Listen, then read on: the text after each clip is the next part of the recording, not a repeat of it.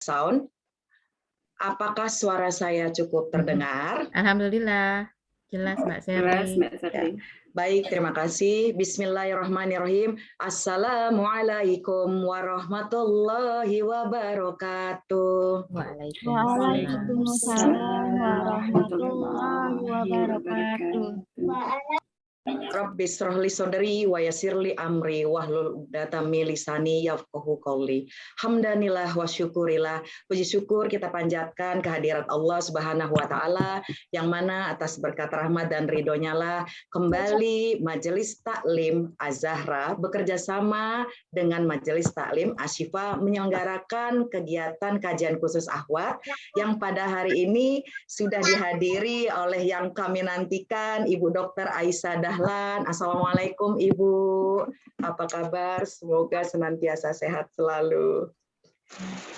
Baik, untuk mempersingkat waktu, hari ini kita menyelenggarakan kegiatan kajian khusus Akhwat dengan mengangkat tema pengaruh toxic parenting terhadap pembentukan karakter anak.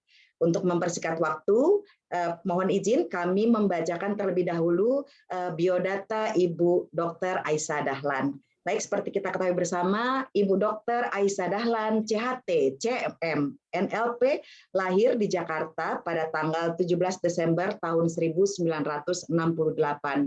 Sedikit riwayat pendidikan mengenai beliau, coba kami sampaikan juga di sini. Ini Masya Allah, Mbak Andina, kebetulan saya dapat informasinya, CV-nya amat sangat panjang, lebar, luar biasa, tapi coba kita simplify pada hari ini, dengan tidak mengurangi makna yang terkandung di dalamnya.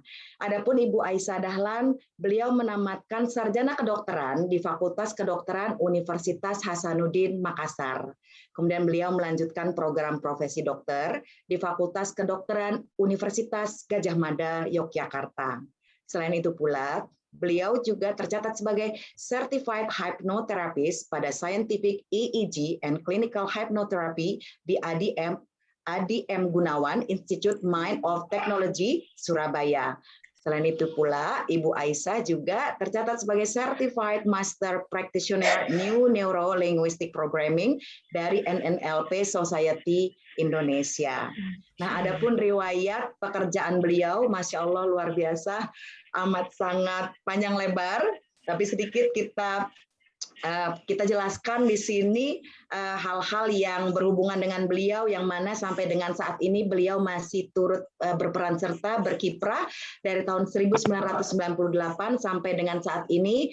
Ibu Aisyah menjadi ketua Yayasan Sahabat Rekan Sebaya.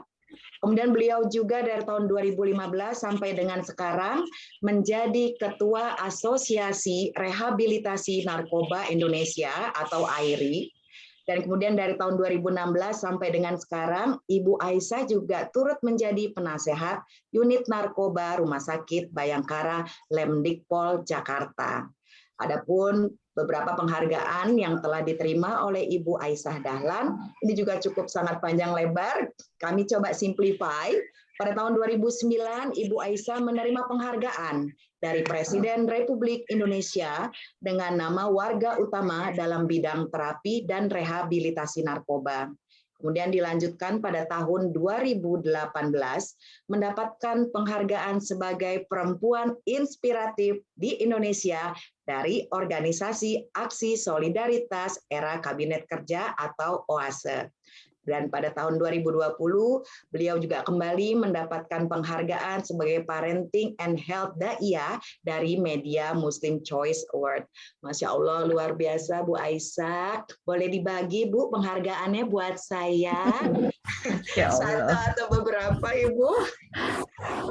Kami turut serta mendoakan dan turut merasa bangga. Alhamdulillah, Masya Allah luar biasa dengan sederet jadwal Ibu Aisyah Dahlan yang cukup amat sangat padat. Bu Aisyah Dahlan, mohon izin kami kebetulan juga tergabung dari beberapa kumpulan ibu-ibu Majelis Taklim yang berlatar belakang dari mantan-mantan pengurus Jamiah dari sekolah Al-Azhar. Tentunya Ibu Aisyah Dahlan juga merupakan bagian dari keluarga besar Yayasan Pendidikan Islam Al-Azhar ya Bu. Alhamdulillah, Masya Allah.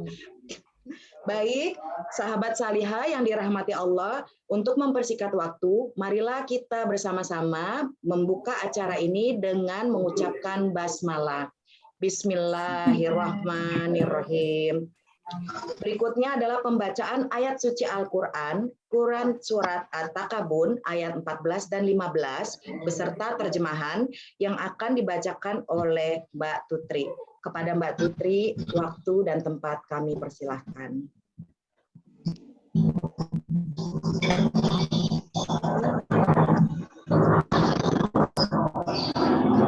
Assalamualaikum warahmatullahi wabarakatuh.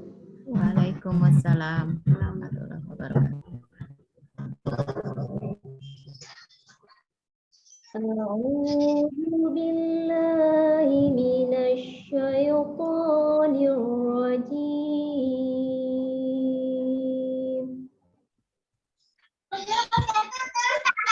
Bismillahirrahmanirrahim. Ya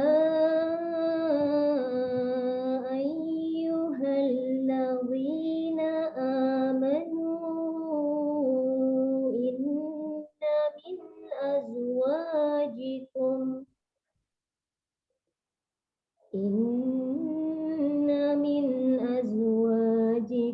wa auladikum aduwwan lakum fahdharuhum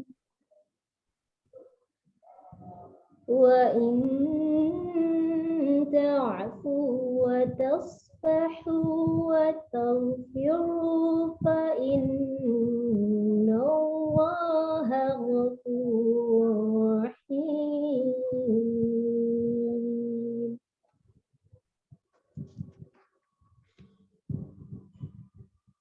Innama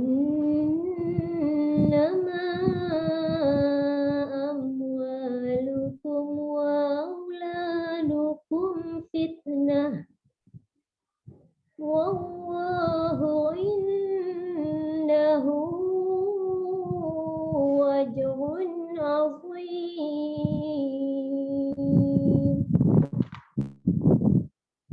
Shadaqallahul azim.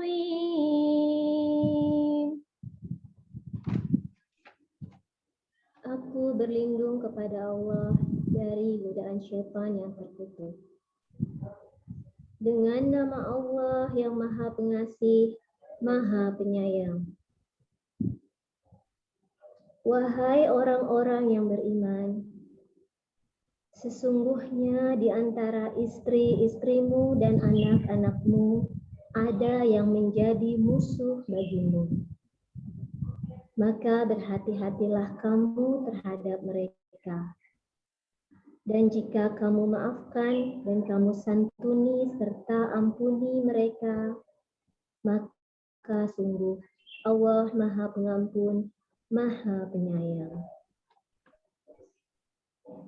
Sesungguhnya hartamu dan anak-anakmu hanyalah cobaan bagimu.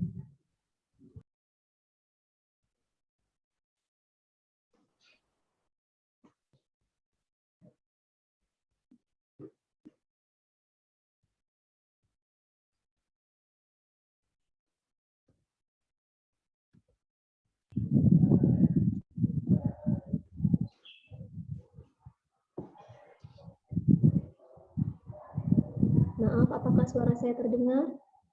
Terdengar, Masih Mbak Tutri? terdengar Mbak Tutri? Ini tadi termute sendiri, maaf. Apakah saya tadi sudah terdengar membaca tilawahnya? Sudah cukup terdengar Mbak Tutri? Oke, baik. Ya. Assalamualaikum warahmatullahi wabarakatuh. Waalaikumsalam. Waalaikumsalam warahmatullahi wabarakatuh. Shadaqallahul azim. Semoga Allah senantiasa memberikan pahala dan limpahan rahmat bagi Mbak Tutri yang membacanya dan bagi kita semua. Semoga ini menjadi ibroh dan pembelajaran bagi kita semua. Amin, amin ya rabbal alamin.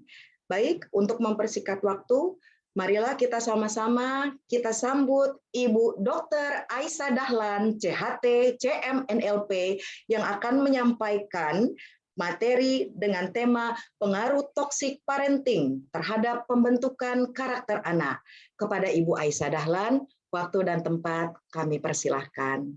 Baik, terima kasih. Jazakillah khairan katsiran kepada Ibu Tutri, Ibu Shirley Agustina. Ibu Tutri Safitri tadi tilawah ya, Masya Allah. Alhamdulillah. Baik. Bismillahirrahmanirrahim. Assalamualaikum warahmatullahi wabarakatuh. Alhamdulillahirabbil alamin. Wassalatu wassalamu ala asyrafil anbiya'i wa mursalin wa ala alihi wa sahbihi ajmain, amma ba'du. Terima kasih sahabat-sahabat fillah yang bergabung hari ini di Majelis Taklim Az-Zahrah dan Majelis Taklim Asy-Syifa, dan juga sahabat-sahabat fillah dimanapun berada ini. Soalnya kalau saya lihat-lihat tadi nama-namanya nih Bu Shirley ada di seluruh Indonesia nih yang hadir hari ini, Masya Allah. Iya. Dari Sabang sampai Merauke, Ibu. Ya, Alhamdulillah. Ini dari luar negeri juga tadi saya perhatikan tadi. Masya Allah. Sengaja lihat-lihat, Masya Allah. Terima kasih Bu Andika dan Bu Fitri dan seluruh yang hadir hari ini. Terima kasih juga Bu Dina yang menghubungi kami, Masya Allah. Alhamdulillah Ibu Shirley akan menemani saya ini. Tapi ngomong-ngomong sampai jam berapa nih Bu? Saya ngomong 5 hari, insya Allah bisa. 5 hari. Ibu Aisyah durasinya sampai pukul jam 2:30. Tetapi kalau Ibu bisa melebihkan waktunya, kami akan sangat berterima kasih. Masya Allah. Ya, insya Allah sebelum 2:30 mungkin saya selesaikan presentasinya, baru kita perbanyak, kita sharing-sharing ya.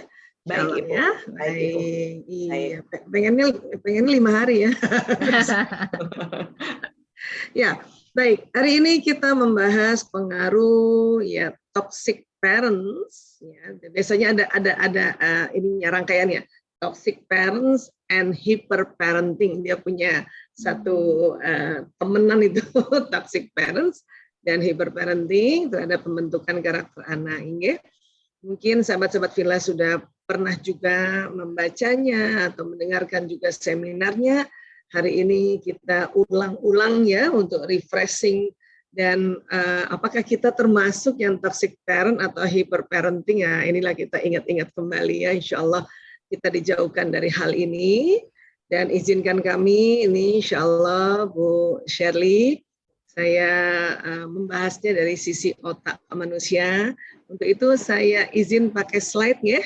Soalnya ini saya tuh nggak bisa ceramah. Saya ini bisanya cuma kuliah. Jadi kultum. Kuliah 70 menit. Nah, 40 menit paparan, 30 menit tanya jawab ya. Iya, Masya Allah.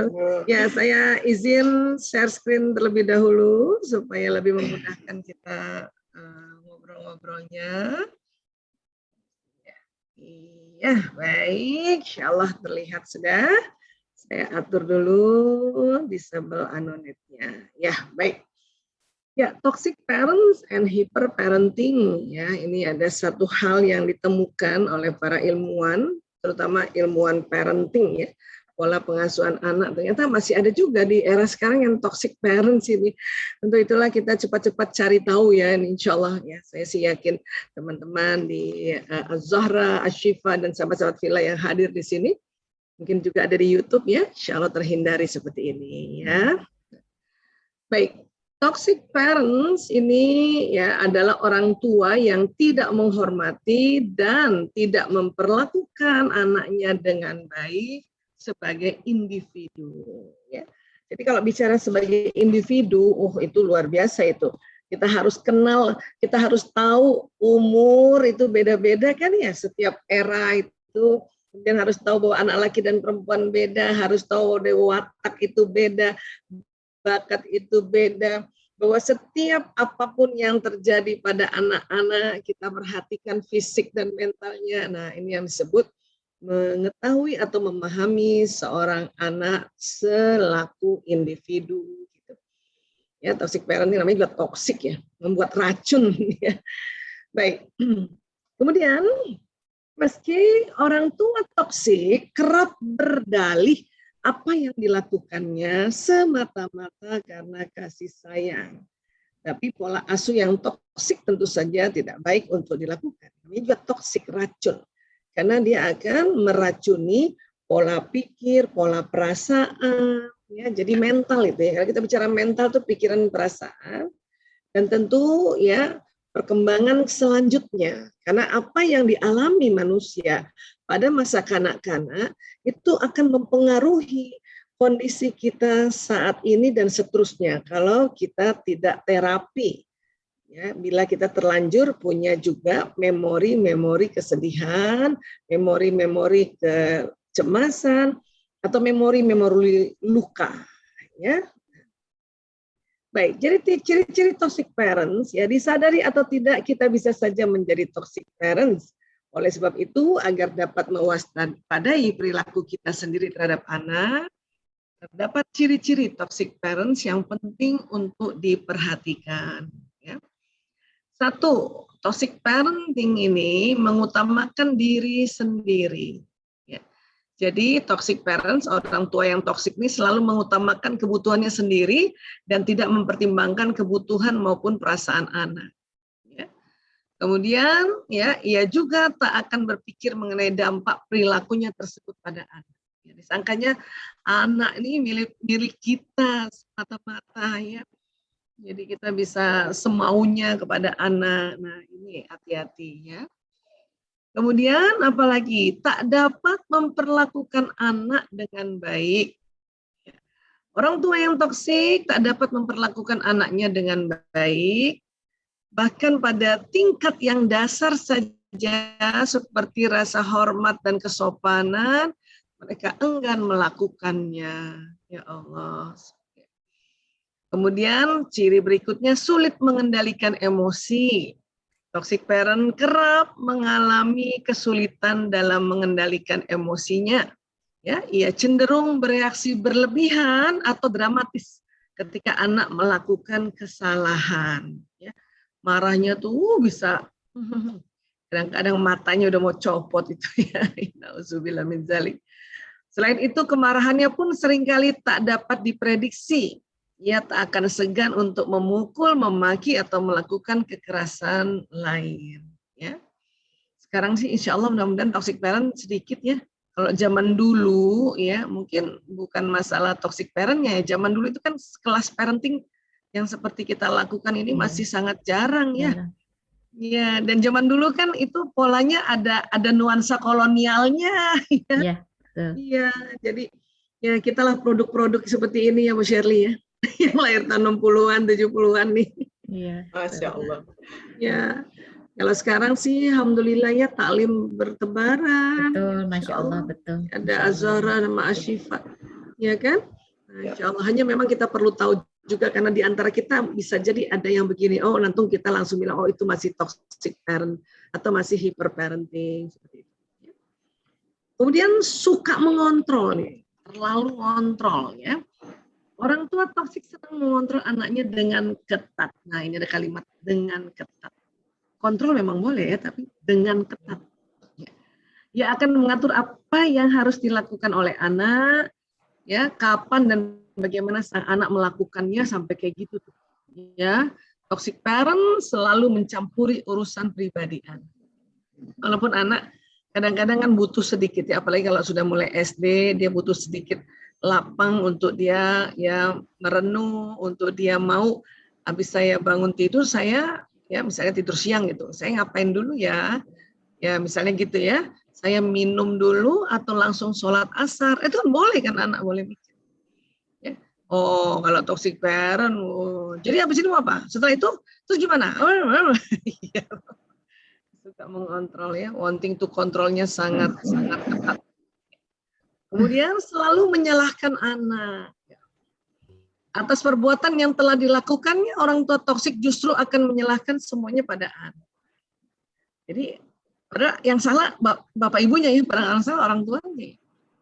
Ya, nah ini habis-habisan anaknya dimarahin. Selain itu, apapun usaha dan hasil yang dilakukan oleh anak tak pernah cukup baik baginya. Ya, orang tua selalu mencari kesalahan dan jarang mengapresiasi anak. Ya, kasihan ya anak udah, padahal kan anak itu umurnya kan berdasarkan umurnya, maka perkembangan fisik dan mental itu ada tahapannya. Ya. Kemudian sering mempermalukan anak. Oh, ini dia nih. Orang tua yang toksik juga kerap mempermalukan anaknya dengan sangat buruk. Ia akan mengejek, merendahkan, memukul, memaki, atau meneriaki anak di depan orang lain, terutama teman-temannya, sehingga anak merasa sangat malu. Tuh, ini sedih nih yang kalau begini. Ya. Kemudian lagi ada ciri merasa bersaing dengan anak. Ya. Ada ya orang tua merasa bersaing sama anak. Bukan hanya selalu merasa benar, toxic parents juga akan bertindak seperti orang yang sedang bersaing dengan anak. Jadi alih-alih menyemangati dan merasa bahagia atas keberhasilan anak, ia malah membuat anak down, mengabaikannya, dan merasa tidak suka jika anak senang. Jadi bukannya dipuji, malah cuman gini aja, bunda juga bisa. Wis, itu anak tuh down, terus mengabaikannya, dan kok kayaknya ya itu bersaing ya, nggak bisa lihat anak senang gitu. Ada yang kayak gini rupanya ya Allah. Nah ada lagi nih ciri-ciri, 7 ciri-ciri toxic parents yang diberikan oleh The Asian Parents ini. Ya mengukit apa yang telah dilakukan untuk anak, menyalahkan anak dan memberi kritik yang berlebih, egois dan kurang empati pada anak, reaktif secara emosional, ya, dramatis, suka mengontrol, ya, ini beberapa sama ya, kurang menghargai dan menuntut berlebihan, ya. Jadi anak tuh kayak ada remote controlnya ini ya. Aduh, ini paling seringnya masih kedengeran ya, kamu nggak ingat papa tuh udah bayarin uang lahiran kamu. Kata anaknya ya nggak inget lah. Namanya lahir. Nanti ditambah lagi ya, papa udah bayar mahar sekolah kamu. Ini suka ngungkit-ngungkit tuh. Ya 1-2 barangkali masih ada ya. Dari 7 ini ada 1 ciri banyak ya. Ya, ini perlu kita belajar sehingga kita kalau ada keinginan ngomong kayak gitu kita segera istighfar, astagfirullahaladzim ya. Baik, kalau hyperparenting apa? Hyperparenting ini penerapan pola asuh yang seringkali dilakukan di luar kontrol. Meskipun orang tua memiliki tujuan agar anak-anaknya bisa memiliki pencapaian terbaik. Ya. Dalam pola pengasuhan hyperparenting, orang tua hanya ingin anaknya terlihat sempurna dan dituntut sukses tanpa memikirkan perasaan anak. Jarang nanya apa perasaanmu nak, kalau bunda kayak gini kamu senang. Atau misalnya kalau dia lagi sedih kan kita diajarinnya gitu ya, memvalidasi emosi ya. Kamu lagi sedih ya nak ya. Gitu. Itu membuat anak tahu perasaannya. Itu yang disebut kita mengerti tentang perasaan. Ya. Baik, sekarang orang tua memiliki rasa cemas berlebihan, 1, 2. Ya. Orang tua memiliki rasa cemas berlebihan terhadap sesuatu yang sedang dialami oleh anaknya. Ya, maaf. Pada tipe ini orang tua selalu ingin memastikan si kecil tidak melakukan kegiatan-kegiatan yang dilarang olehnya. Orang tua sangat detail seperti harus mengetahui dan memastikan kondisi anak-anaknya setiap saat. Jadi orang tua yang hyperparenting ini kan senang banget ngasih peraturan. Dan justru yang dilihat atau yang selalu ingin tahu ini anak ngikutin nggak apa yang saya larang. Bukan melihat ini anak punya kebaikan nggak? Karena kan ya orang tua yang seperti ini ya, yang hyperparenting ya, dia sebetulnya kepengen anak saya nih ya dia tunduk nggak? Sebetulnya itu tunduk. Jadi yang dicek adalah kegiatan yang dilarang ya, dan tidak menghargai mana kegiatan-kegiatan kebaikan-kebaikan. Kan kita nggak lihat itu. Anak rapikan tisu, ambil tisu 1, buang tempat sampah, kan kita nggak lihat tuh. Kebaikan anak. Makanya kalau dalam Islam itu anak kita tuh sudah soleh-soleha sesungguhnya. Karena banyak hal-hal yang kita nggak lihat. Ya, ada banyak hal-hal yang kita nggak lihat. Ya, dialog batinnya aja kita nggak dengar. Mungkin dia bilang, ya saya habis ini mau tolong bunda gitu misalnya ya. Baru mau tolong, ibunya udah nyap-nyap, nggak males lah. Nah, ini kita nggak tahu bahwa anak-anak itu lebih banyak halnya yang dia sudah melakukan kebaikan. Malah yang dicari-cari nih kegiatan yang dilarang. Ya, nah ini hyperparenting. Ya, nauzubillah min dzalik, karena bahaya banget. Ya. Orang tua mudah sekali frustasi dan menganggap dirinya gagal dalam mendidik ketika perkembangan anaknya tidak sesuai keinginan. Jadi guilty feeling terus. Padahal kan boleh juga ada anak sekali-sekali nggak sesuai nilai KKM kan boleh juga ya. Apalagi lagi pandemi kayak gini, ya Allah, gampang sakit orang.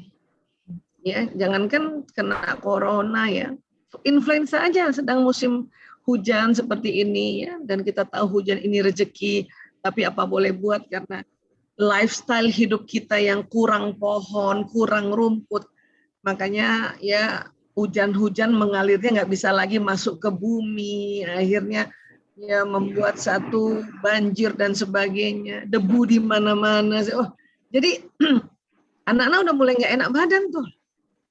Jangankan anak-anak, kita aja suka ngelemeng-ngelemeng ya. Nah, rasanya nggak enak gitu perasaannya, Bu Sherly ya. Dan kita langsung, iya. Kalau udah nggak enak perasaan yang tadinya mau bongkar lemari nggak jadi, Bu. Mau bebenah nggak jadi bebenah. Nggak enak perasaan. Belum lagi pas kita menstruasi, belum lagi pas mau menopause. Oh, itu hal-hal yang kita sendiri orang dewasa ada kondisi-kondisi yang perlu kita pahami, apalagi anak-anak. Ya, baik.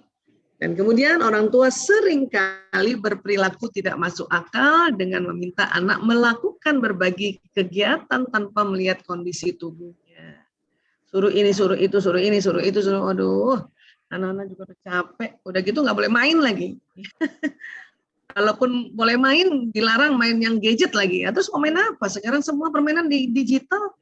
Mau main apa anak-anak kalau itu yang digital pun dilarang banget mainnya. Tuh. Ya. Nah, jadi katanya sih sayang anak. Ya, jadi hyperparenting ini pola pengasuhan orang tua yang memiliki kontrol mutlak terhadap anak, mulai dari urusan sekolah hingga luar sekolah. Dampaknya apa ini? Anak rentan sakit dan depresi. Belum kena virus, belum kena bakteri nih. Udah psikosomatis anak. Emosinya juga meledak-ledak, tidak kreatif dan ekspresif, kemampuan sosial yang buruk, kehilangan waktu bermain, hubungan kaku dengan orang tua. Ya. Zaman dulu saja, zaman peperangan aja, usia anak-anak yang senang bermain juga. Cuman kan karena permainan mereka permainan di luar rumah ya. Kalau nggak salah itu saya ingat banget tuh kalau kakek-kakek saya cerita main ngumpulin batu di sungai, nanti batunya itu untuk disambitin mangga tetangga. Itu permainan zaman dulu kan? Ya kayak gitu. Nanti kalau sudah mulai ada rumah-rumah yang ada belnya dipencet-pencetin oleh anak-anak, lari lagi. Udah mulai ada permainan layangan, kejar layangan. Nah itulah anak-anak bermain. Nah sekarang kan nggak bisa kayak gitu mainnya. Ya. Jadi ini sekali lagi toxic parents dan hyperparenting. Baru kita lihat nih ada apa sih orang tua yang otaknya bisa jadi toxic parent itu. Jadi dikatakan orang tua yang masuk kategori toxic parents biasanya ada gangguan di otaknya. Ya, nyuwun sewu, mohon izin ini otak manusia. Tepatnya ini otak jenazah yang dikeringkan pakai formalin. Jadi di dalam otaknya tuh ada gangguan juga. Ya. Bisa terjadi karena ada trauma atau memang ada gangguan kejiwaan. Jadi orang tua yang toxic parent, dia kecilnya juga terjadi luka dalam pengasuhan. Orang tua yang toxic parent waktu kecilnya juga terjadi pengabaian, terjadi kekecewaan, terjadi kesedihan yang mendalam, bahkan traumatik yang sangat-sangat. Sehingga nanti pas jadi orang tua begitu. Nah, pada saat orang tua toxic parent melakukan pola parenting yang toxic ini kepada anaknya, ini kalau nggak berhenti nih melakukan toxic parenting, si anak nanti begitu terus sama anaknya. Nanti jadi terus nanti. Ini yang kasihan ya. Karena nanti sewaktu anak-anak lain sudah berubah pola asuhnya orang tuanya, ini masih yang pola asuh toxic, wah itu lebih sedih lagi. Belum lagi, ya na'udzubillah min dzalik, di luar sana kan masih banyak musuh ya. Ada bandar, mafia. Waduh, nauzubillah min dzalik.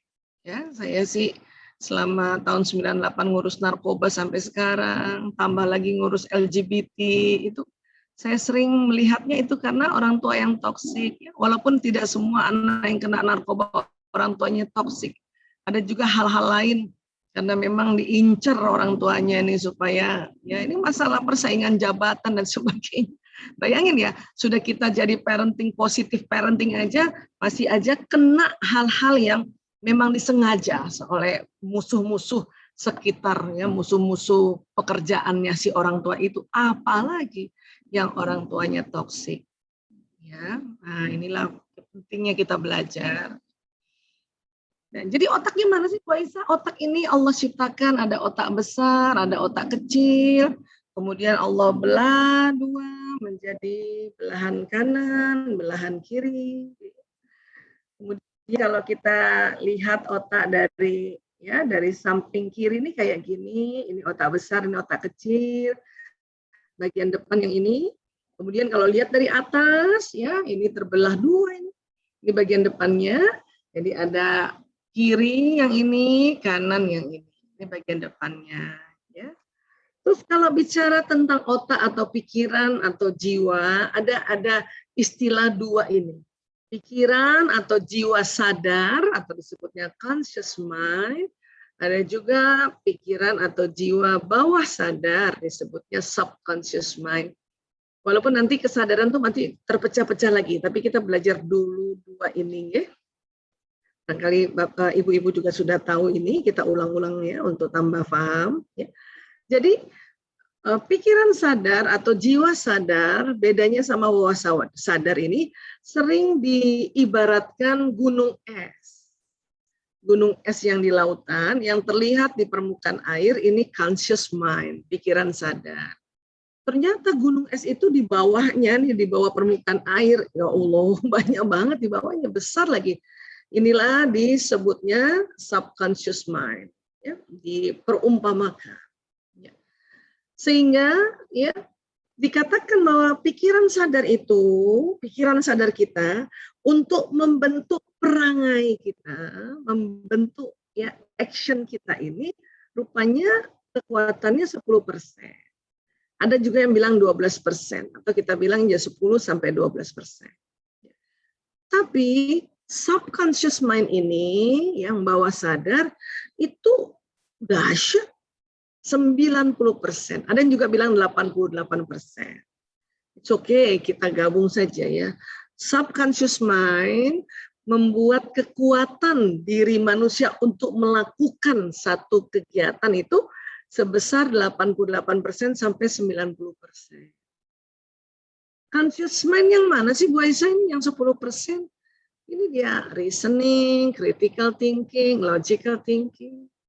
Ya, ini beberapa ibu nih pernah sharing atau pernah curhat sama saya, nih Ibu Shirley. Dia bilang begini ibu-ibu ya, saya kok udah berkali-kali seminar ya, tapi masih juga ya, saya ya mau apa ya, susah banget, selalu saya marahin anak saya Bu Aisyah. Selalu kadang saya cubit anak saya tuh Bu Aisyah. Saya ngerti ya, karena ada pendekatan kayak gini. Waktu kita seminar itu baru masuk di conscious mind. Kita mau kendalikan emosi memang bisa, cuman 10%. Mungkin hari ini 2 jam bisa nggak marah, malamnya muang gitu ya. Kenapa? Karena ada subconscious mind, di mana subconscious mind ini isinya apa ya? Isinya memori. Ya, ingatan yang lalu-lalu itu masuk di bawah sadar kita. Ya. Nah, apalagi self image. Kalau sejak kecil dibilangin kamu nih bodoh nih, kamu nih nggak pantas nih, kamu perempuan yang na'udzubillah min dzalik. Sehingga waktu pun udah belajar, misalnya ada anak perempuan ya waktu kecilnya tuh dihina-hina oleh sekelilingnya, terutama oleh misalnya ya, apalagi kalau oleh ayah ibunya, kamu nih buruk rupa, jelek banget. Udah besar kalau ada pun orang bilang ya, misalnya di conscious ya, orang bilang kamu tuh cantik, nggak percaya. Nah itu tadi Orang bilang kamu cantik, dia itu baru masuk di conscious mind. Tapi self image sudah terbentuk, dia bilang nggak percaya karena ini lebih besar pengaruhnya, lebih besar pengaruh. Ya. Apalagi kalau orang yang bilang kamu tuh sebenarnya cantik, ada kata sebenarnya lagi, ya kan? Nggak percaya dia. Dia nggak percaya, kenapa? Ibuku aja bilangin aku nggak cantik kok. Ibuku bilangin aku jahat, ibuku bilangin aku pemalas, ibuku bilangin aku pembohong. Wah, ini bahayanya subconscious ya. Kemudian apa lagi? Watak masuk di subconscious mind. Itulah seseorang ya dalam kehidupannya itu perangainya ini dipengaruhi oleh watak, atau kalau bahasa dalam Islam tabiat. Dipengaruhi tabiatnya. Orang yang ekstrovert kelihatan, orang yang introvert kelihatan, orang yang ambivert kelihatan, karena dia masuk di bawah sadar, ya watak ini. Ya. Kemudian bakat juga masuk di subconscious. Kita nih, biarpun yang punya bakat naturalis, yang seneng tanaman, seneng binatang dan seneng masak, itu karena udah di dalam bawah sadar tuh kekuatannya 90%. Itulah cuman lihat-lihat sebentar orang di YouTube tutorial, masaknya lebih enak daripada chefnya, karena bakat ada di subconscious. Ya kuat dia, kuat. Ya. Nah. Kemudian emosi juga subconscious, karena emosi itu bawaan lahir. Allah memang sudah kasih otak emosi, jadi kuat. Ya. Kemudian apalagi habits, kebiasaan. Jadi di dalam kita membuat sebuah kebiasaan, memang masih dipakai nih teknik untuk setiap hari melakukan kebiasaan, ya lipat selimut, rapikan ini, rapikan itu. Sehingga dalam Islam juga dibuatlah satu habits, yaitu sholat, kebiasaan ini yang nanti masuk di bawah sadar, sehingga nanti memori yang buruk pun, self image buruk, tapi karena sholatnya dari kecil, kemudian setelah balik menjadi satu ketetapan kewajiban yang benar-benar ya tanpa kecuali buat kita perempuan saat menstruasi, masa nifas gitu ya. Ini nanti akan ya habit-habit itu nanti menjadi kekuatan gitu. Sehingga kalau umur-umur segini terus nggak mens tapi nggak sholat, gelisahnya minta ampun. Kenapa? Powernya udah 90%. Ya, kecuali orang-orang yang memang sengaja juga habitnya meninggalkan sholat. Ya, dia tidak sholat kayaknya santai-santai aja karena habitnya bahaya nih. 90%. Ya, tidak ada ketakutan, kekhawatiran. Bahayanya nauzubillah min dzalik ya soal sholat ini. Kita harus tegak memang. Kemudian trauma. Nah, ini tadi trauma. Misalnya di satu jalan pernah lihat kecelakaan di situ. Ya, terus nggak mau kita lewat situ tuh. Kenapa? Karena ini tadi trauma ini membentuk power 90%. Terus imajinasi juga masuk di subconscious. Maka mengapa kita disuruh khusyuk untuk sholat? Supaya ya terimajinasi atau tervisualisasi pada saat sholat, kita berada di misalnya ya ibu-ibu misalnya sholat membayangkan depannya Ka'bah gitu ya. Makanya jadi khusyuk. Itu karena imajinasi itu bekerja untuk di dalam subconscious membentuk power 90%. Imajinasi masuk di sini, visualisasi. Ya. Kalau halusinasi lain lagi ya. Imajinasi, visualisasi itu kerja otak kanan. Intuisi itu masuk juga di sini. Tuh, ya, di subconscious. Kemudian belief. Baik belief pakai Victor maupun yang pakai Fanta. Keyakinan maupun kepercayaan. Itu subconscious. Itulah maka dari kecil anak-anak kita senantiasa ajarkan keyakinan terhadap Allah, terhadap Rasulullah. Itu kan nanti membentuk power 90%. Dan satu lagi inner child. Kalau kita bicara inner child, ini sebetulnya bagian dari memori, tapi khusus memori kecil. Memori yang di dalam rahim sampai kemudian lahir, sampai kemudian masa kanak-kanak, sesaat sebelum balik. Ini masuknya inner child. Semua orang ada masa kanak-kanaknya. Nah, masa kanak-kanak ini ada masa kanak-kanak yang positif maupun juga yang negatif. Masa kanak-kanak memori yang menyenangkan, ada juga yang menyedihkan. Tapi anak-anak ini sebetulnya karena masih kecil pada saat itu kita kita nggak terlalu banyak ngerti, jadi seringnya sedih. Sore-sore kepengen ada ibunya, ibunya kerja, tuh anak duduk, gitu ya, sedih. Dia nggak ngerti bahwa ibunya kerja itu membackup ekonomi keluarga, nggak ngerti, karena waktu itu kan masih kecil, belum ada makna, jadi udah sedih. Nah, waktu sedih itu terjadi di memorinya, ingatan itu udah terbentuk. Zaman dulu itu ada lagu tuh sampai sekarang, saya ingat juga tuh. Yohan Tanamalya, aku sedih duduk sendiri. Itu juga itu terjadi pada anak-anak zaman dulu tuh. Mama pergi, papa pergi tuh. Pas datang dia langsung senang. Oh, itu dia, mereka datang. Waduh. Jadi anak-anak itu bukan karena bundanya nyubit, bukan hanya karena bundanya pelototip. Dikala dia kepengen ada bundanya atau ayahnya, ayah bundanya juga sedang bekerja, itu sedih. Dan itu masuk di subconscious mind.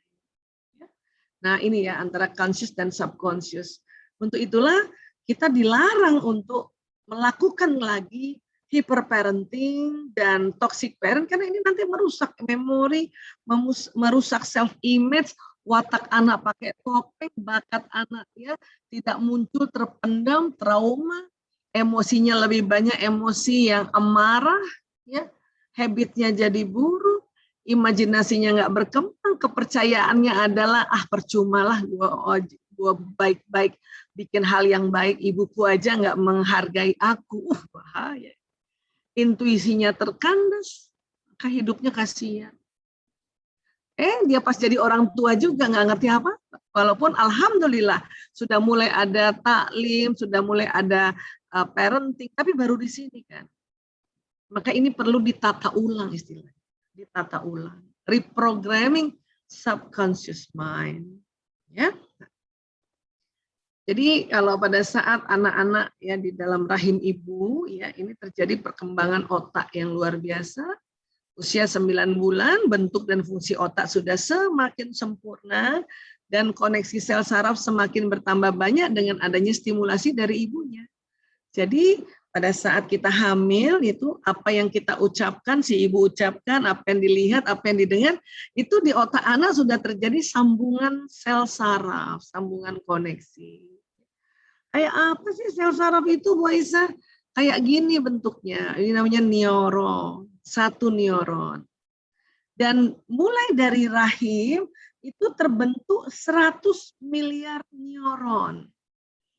Satu neuron kerjanya kayak satu komputer yang tercanggih di zamannya. Atau satu laptop yang tercanggih. Jadi di otak manusia ini sejak di dalam rahim itu pas keluar nih jadi bayi, ada 100 miliar komputer di otak ya setiap anak. Bentuknya kayak kabel-kabel, Bu Aisyah. Iya. Ini katakan ini laptop ya, ini kabelnya, ini yang dipasang di stop kontak. Ini aja stop kontaknya udah banyak, kita aja cuma 2 gitu ya.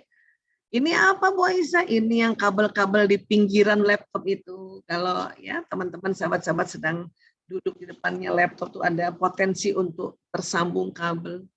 Laptop saja paling cuma 5 sampai 10. Otak manusia satu ini bisa 20.000 sambungannya. Allahu Akbar. Lagi 100 miliar ya. Kemudian nanti dia akan tersambung-sambung. Kalau apa? Kalau melihat sesuatu, mendengarkan sesuatu, merasakan sesuatu, menghidu atau merasakan di permukaan kulit. Sehingga kita waktu sejak kecil ya, dalam rahim ibu kita, apa yang ibu lihat, ibu dengar itu otak kita udah tersambung kayak gitu. Bentuk memori. Itulah kita diminta pada saat hamil lebih banyak baca hal-hal kebaikan. Buat kita keluarga muslim diingatkan untuk baca Quran, baca Quran, baca Quran. Ya, nah, pas lahir jangan salah, walaupun si anak bayi belum bisa bicara, mata, telinganya udah nangkep apa yang diarahkan, diajarkan oleh bapak ibunya. Gitu. Itu sudah jalannya.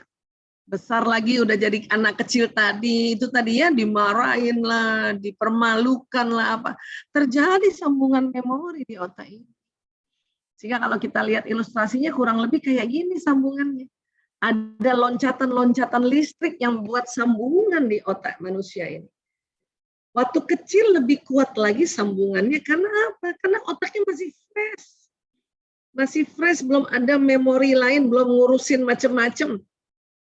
Ya, belum ngurusin listrik, belum ngurusin pekerjaan-pekerjaan lain, belum, waduh ya.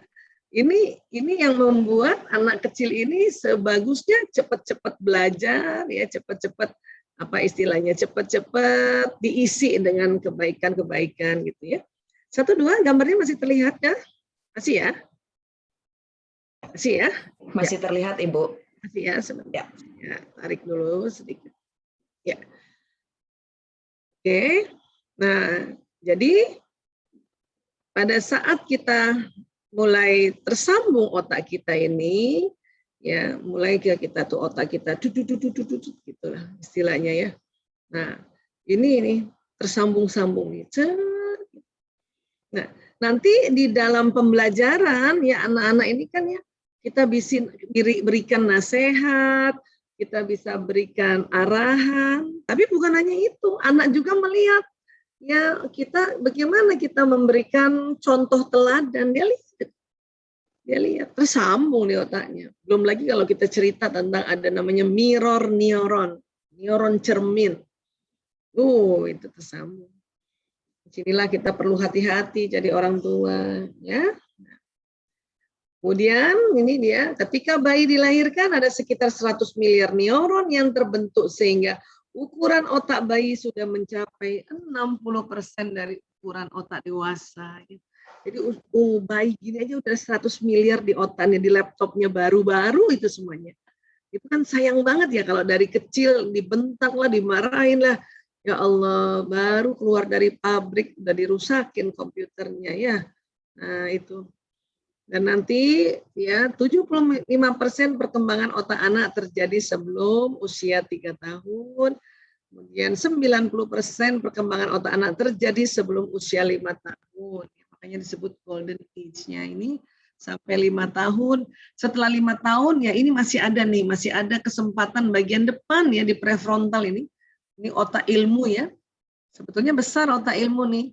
Jadi kalau ada orang, aduh terlambat ya saya ajarin anak-anak, tapi tetaplah masih semangat karena lumayan masih ada 10% tuh, masih ada sedikit tuh.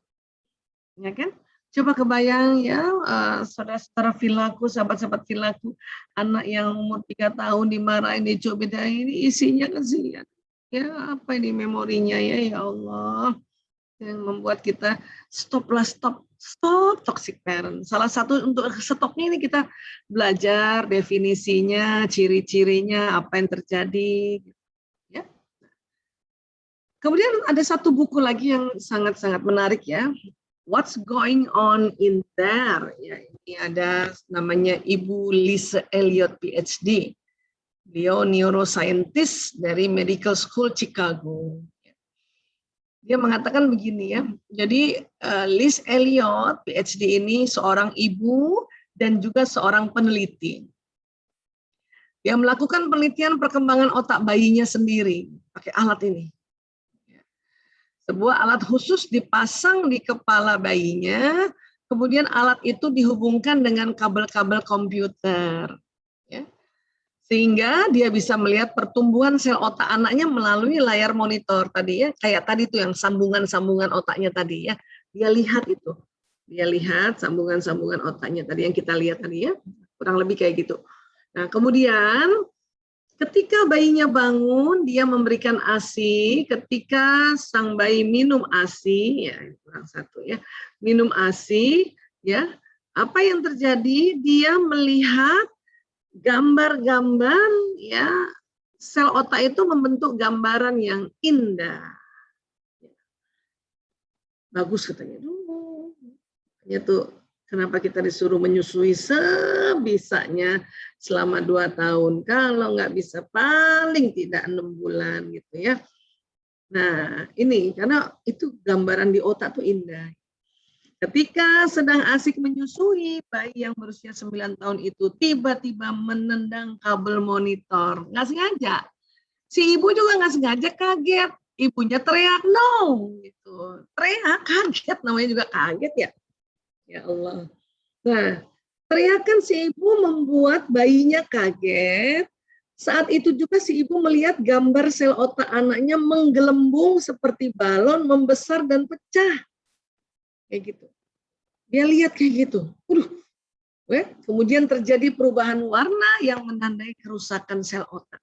Ini nggak sengaja loh. Nggak sengaja. Apalagi tadi, toxic parents. Emang sengaja banget ya. Yang jahat sama anaknya. Ya. Ini nggak sengaja pecah, gimana yang sengaja? Ya Allah. Maka kata Liz Elliot, ya mungkin kesedihan ini hanya saya yang menanggungnya. Sebagai ibu dan sekaligus sebagai saintis, saya menyaksikan otak anak saya hancur oleh teriakan saya sendiri. Bayangin dia sampai nyesel, karena nggak sengaja. Itu gimana itu yang hyperparenting itu sama toxic parent. Nauzubillah min zalik. Ya Allah, maafkan kami ya Allah ya. Oke, ya ini gambaran bahwa otak ini luar biasa ya. Dan nggak bisa digantikan tuh otak yang rusak, nggak bisa. Hanya Allah luar biasanya lagi, Allah masih tadi karena otak kita 100 miliar, oke lah, ada yang angus beberapa, tapi kalau kita nanti bisa untuk memberikan makna baru di sel otak itu, ya katakanlah ini ada sel otak nih ya, kan si ibunya misalnya nggak sengaja gitu ya, nggak sengaja mukul atau ada yang sengaja, terus gimana dong Bu Aisyah? Saya kan kemarin nggak ikut parenting, jadi saya nggak ngerti nih. Kalau ternyata otak tuh ada sambungan-sambungannya, misalnya gitu ya. Ya paling itu tadi. Otak yang bagian tersambung tadi ini nih, misalnya kita marahin anak, mau ini udah angus-angus aja, ini gelembung aja nggak bisa diapa-apain.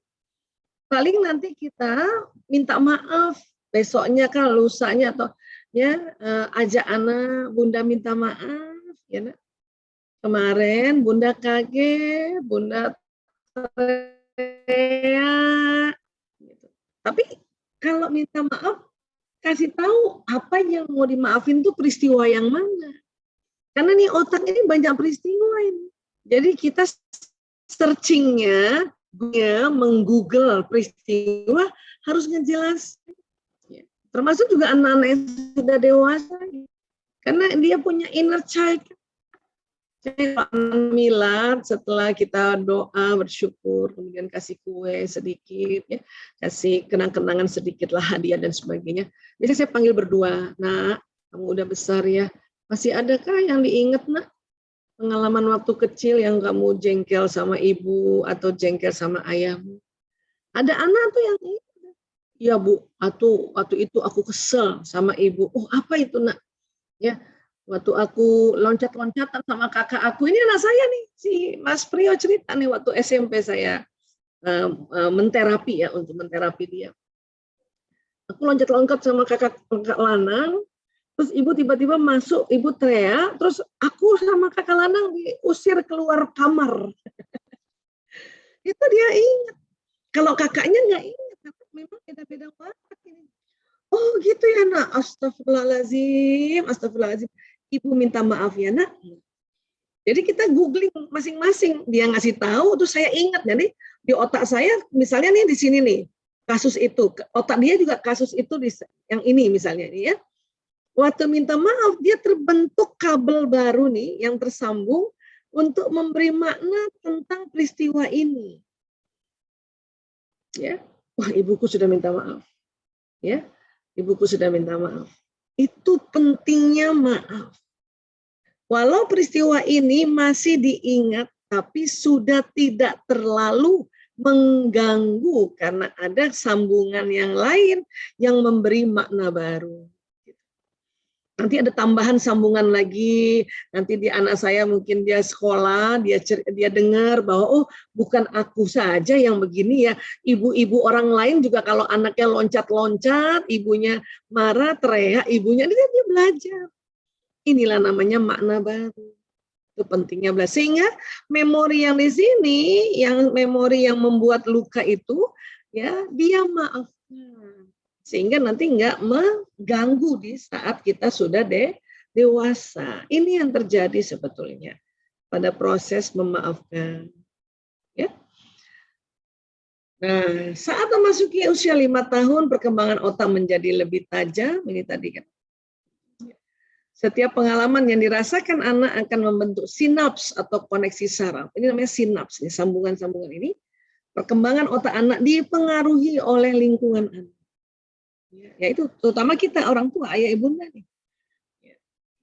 Bila anak mengalami pengalaman negatif, maka otak akan membentuk ingatan negatif karena sinaps yang terbentuk ya seperti ini ya. Jadi hati-hati, dan tentu kalau mengalami pengalaman positif, memorinya juga positif. Ada berapa teman-teman, ibu-ibu, kalau kita lagi sama-sama terapi inner child ya, ada ibu yang langsung ketemu memori sedihnya. Ada ibu malah ketemunya memori yang gembira, lihat bapaknya gendong, ya itu kan ada memori di sini. Memori. Ya. Tentu memang tidak semua ya memori ini positif kan. Ada yang sedih tadi karena masih kecil nggak ngerti. Padahal ibunya barangkali ibu kita nih yang kerja dari kantor tuh udah kangen banget sama anaknya, mampir lagi beli makanan buat oleh-oleh gitu ya. Si anak karena nggak ngerti ibunya akan bawa makanan, dia sudah mulai sedih sendiri. Jadi di otaknya sudah mulai ada sambungan. Ibuku kok gini ya, kalau aku cari sore-sore kok nggak ada ya, itu terjadi sambungan. Kan gitu. Ya, itulah makanya anak kecil ini karena sangat rentan otaknya tersambung, untuk itu kita perlu cara-cara untuk kita ya bagaimana cara menjadi orang tua yang mempersedikitlah memori negatif pada anak-anak. Itulah pentingnya parenting ya. Nah, memangnya dampak anak sering dimarahin apa sih Bu Aisyah? Bukannya dia jadinya patuh? Enggak apa. Ya. Anak menjadi pemarah juga, apalagi yang wataknya ekstrovert, wataknya yang to the point, belak-belakan. Itu kesan pemarahnya jadi lebih kenceng lagi. Ya. Kemudian anak mempunyai percaya diri yang buruk, karena itu tadi self-image. Jadi menghambat dia punya bakat gitu, kecerdasan di otaknya. Jadi nggak maksimal. Anak memiliki sifat egois dan keras kepala. Keras kepala. Kemudian anak suka menentang. Kemudian apa lagi? Anak menjadi trauma dan depresi. Tahu-tahu ngumpet di lemari mati. Karena orang kalau udah depresi itu nggak takut mati, malah mau mati. Anak sekarang ya ada yang begitu. Apalagi kondisi pandemi kayak gini. Ya, 1-2 berita lah ya, mungkin banyak juga ya. Saya nggak tega bacanya sih, 2 berita aja soal anak depresi bunuh diri gara-gara belajar daring, di mana bapak ibunya yang nggak bisa kerja sama, begitu gurunya juga cuma minta tugas dikumpulin melulu, marah-marah melulu, bunuh diri. Aduh, saya nggak tahan lihat baca itu, udah cukup 2 berita. Nauzubillah min dzalik, kasihan. Ya, nah jadi ini dampaknya. Kemarahan tidak mengajarkan apa-apa terhadap perkembangan si kecil, justru membuat renggang ikatan batin antara orang tua dan anak. Anak akan merasa tidak nyaman dan takut karena perilaku orang tuanya. Ya. Jadi gimana dong Bu Aisyah? Ya kalau dalam ajaran Islam, parenting Islam gimana? Karena bukan apa-apa kan kita kan ya pengen anaknya jadi lebih baik gitu ya. Ya justru itu. Kita akan belajar bagaimana sih Allah maunya gimana sih kita gitu. Nah itulah otak kita tuh harus dimasukkan itu isinya. Itulah perlu ngaji. Ya. Kenapa? Karena memang orang tua dan anak-anak ini otaknya ini banyak di dalamnya nih. Jadi otak manusia terdiri dari 3 besar. 1 batang otak reptil. Ini yang sering nyerang. Anak nyerang orang tua nyerang anak, ini kerja dari otak reptil. Loh kenapa Allah ciptakan otak reptil, Bu Aisyah? Ya, ini diciptakan untuk melindungi manusia dari serangan orang jahat, serangan binatang buas, atau tiba-tiba gempa, tsunami, ini yang jalan. Ini. Kita mau dibegal, mau dicopet, ini. Ini harusnya fight or flight. Tapi ada orang tua yang punya memori berat di sini, maka setiap lihat anak ini memorinya ini kayaknya tuh ngasih tahu dan batang otaknya itu tegang, jadi juga mau serang anaknya. Atau flight, masa bodoh. Itu bahaya. Bodoh amat, aku juga dulu kecil nggak diurus sama orang tuaku. Itu kan pengalaman itu di sini nih. Ya kan? Nah, ini batang otak ini. Nah, kemudian ada namanya ya otak limbik system ini yang ini. Otak apa tuh Bu Aisyah? Ini otak emosi. Di sini berbagai jenis emosi. Mulai dari apatis, sedih, takut, buru-buru, rakus, marah. Marah nanti banyak macamnya. Kesel, jengkel, dendam, itu di sini tuh. Sombong juga ada di sini. Dan juga emosi yang positif. Semangat, ya, bersyukur gitu ya. Kemudian damai, pencerahan. Nah, ini di sini. Sebutnya otak mamalia. Jadi kita nih punya otak binatang. Berkali-kali Allah sampaikan di Al-Quran untuk kita hati-hati ya terhadap otak limbik sistem ini, atau kata Nabi ya jihad yang sesungguhnya setiap hari seumur hidup itu adalah jihad mengendalikan hawa nafsu, karena hawa nafsu itu ini nggak bisa hilang nih. Untuk itu kita pelajari, oh ada otak reptil, oh ada otak mamalia. Karena kalau kita tidak bisa atasi otak mamalia dan reptil, derajat kita dalam Quran itu dikasih tahu itu lebih rendah dari binatang. Karena otak kita ada otak reptil dan otak mamalia. Namun yang membedakan dengan binatang lain adalah neokorteks. Yang mana neokorteks ini yang namanya neokorteks? Manusia lebih tebal, lebih banyak. Di sebelah sini watak sama bakat sih. Di sini ilmu pengetahuan. Kita nasihati anak, bacakan buku, nonton film, kebaikan-kebaikan masuk di sini. Lewat mana? Lewat mata, lewat telinga, lewat ucapan. Anak dipeluk, dia kerasa sama kulitnya masuk di sini. Di sini juga ada pengalaman nanti. Di sini nih. Pun kita sudah banyak belajar ya ilmu kita ada di sini parenting. Tapi kalau pengalaman di sini, pengalaman pada saat kita inner child banyak lukanya, itu dia tuh jadinya kita marah lagi karena otak emosi ada di sini, nyerang lagi karena otak reptil ada di sini. Itulah pentingnya kita memberikan maaf pada diri kita dan memaafkan juga ya waktu kita kecil, memaafkan orang tua kita dan sebagainya.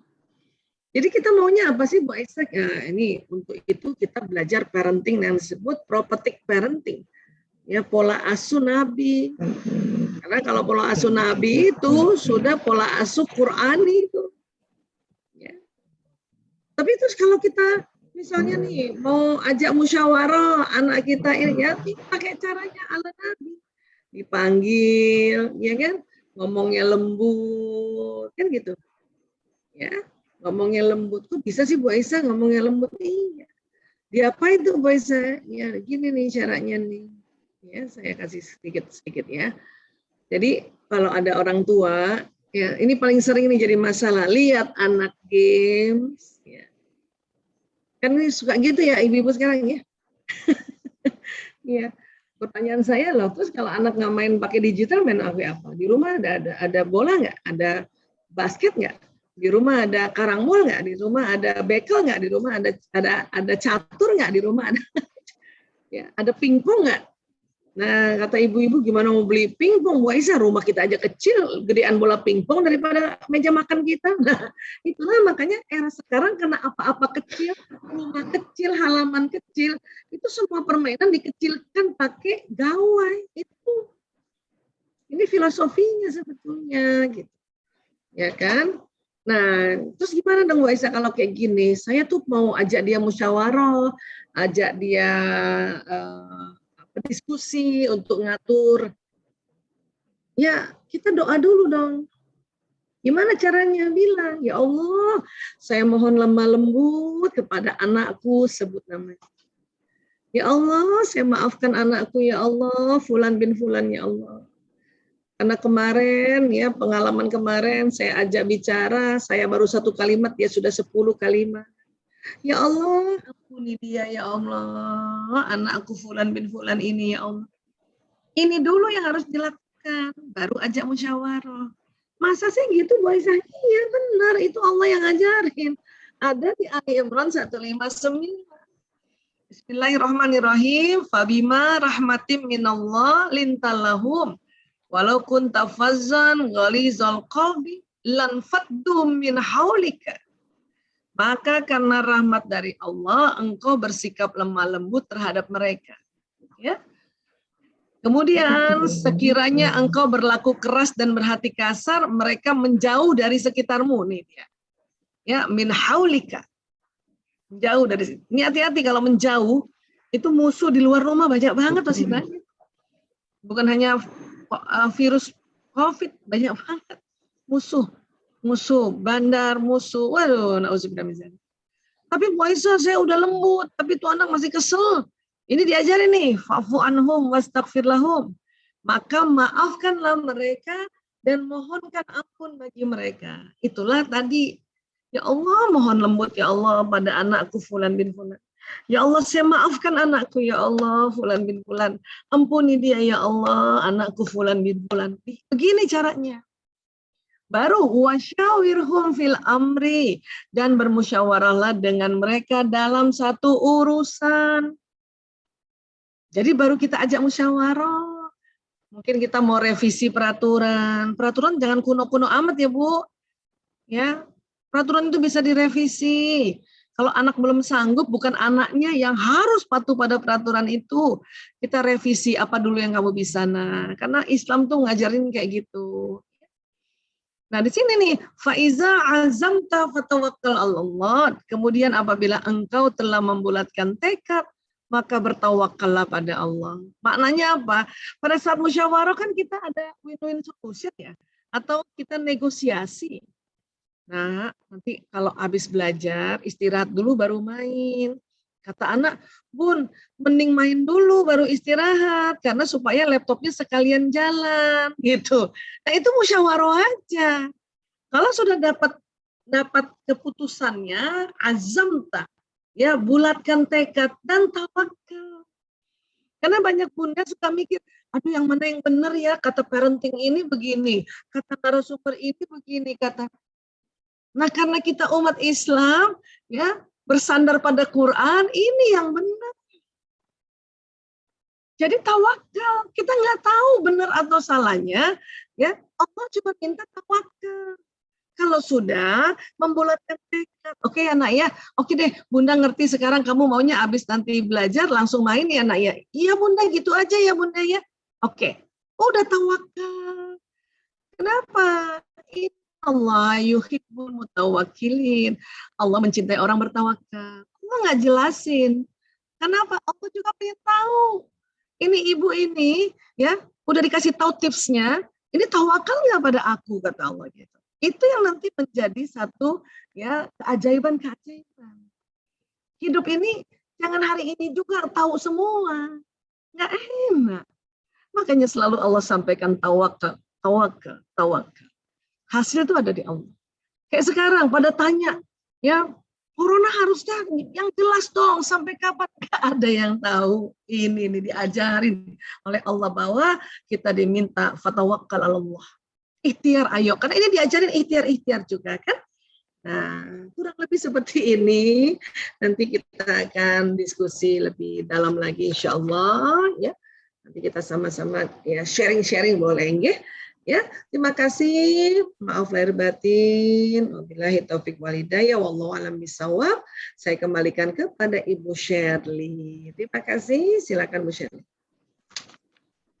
Baik, terima kasih Bu Aisyah. Masya Allah, luar biasa pemaparannya ya, Mbak Eli, Pak Nina, yang tadi sudah disampaikan oleh Bu Aisyah.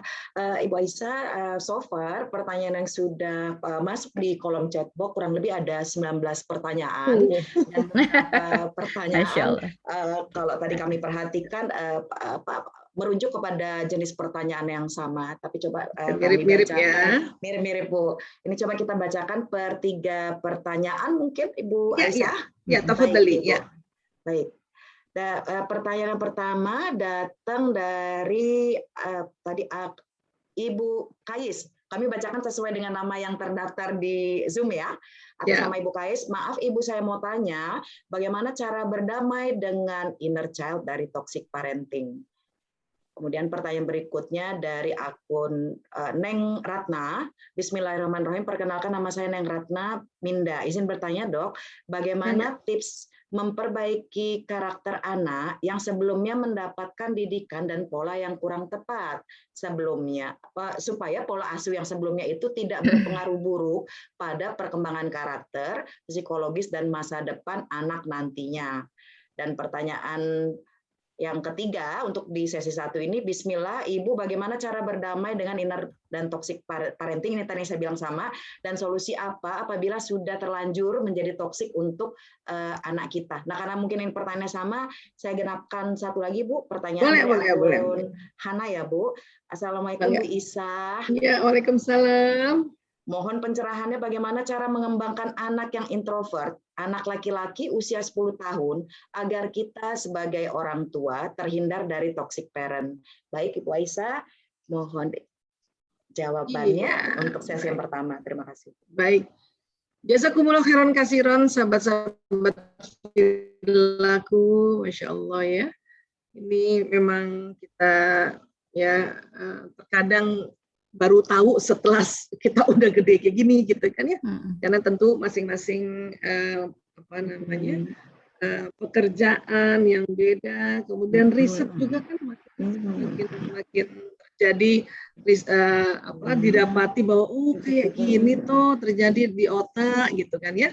Nah, sekarang kalau ditanya gimana ya ini masalah inner child memori yang lama ini kan. Ya, saya kasih ini boleh ya pakai slide-nya supaya enak. Ya. Ini kan di dalam otak kita ini kan sudah tersambung ya. Sejak kecil kan kayak gini ya tersambung ya.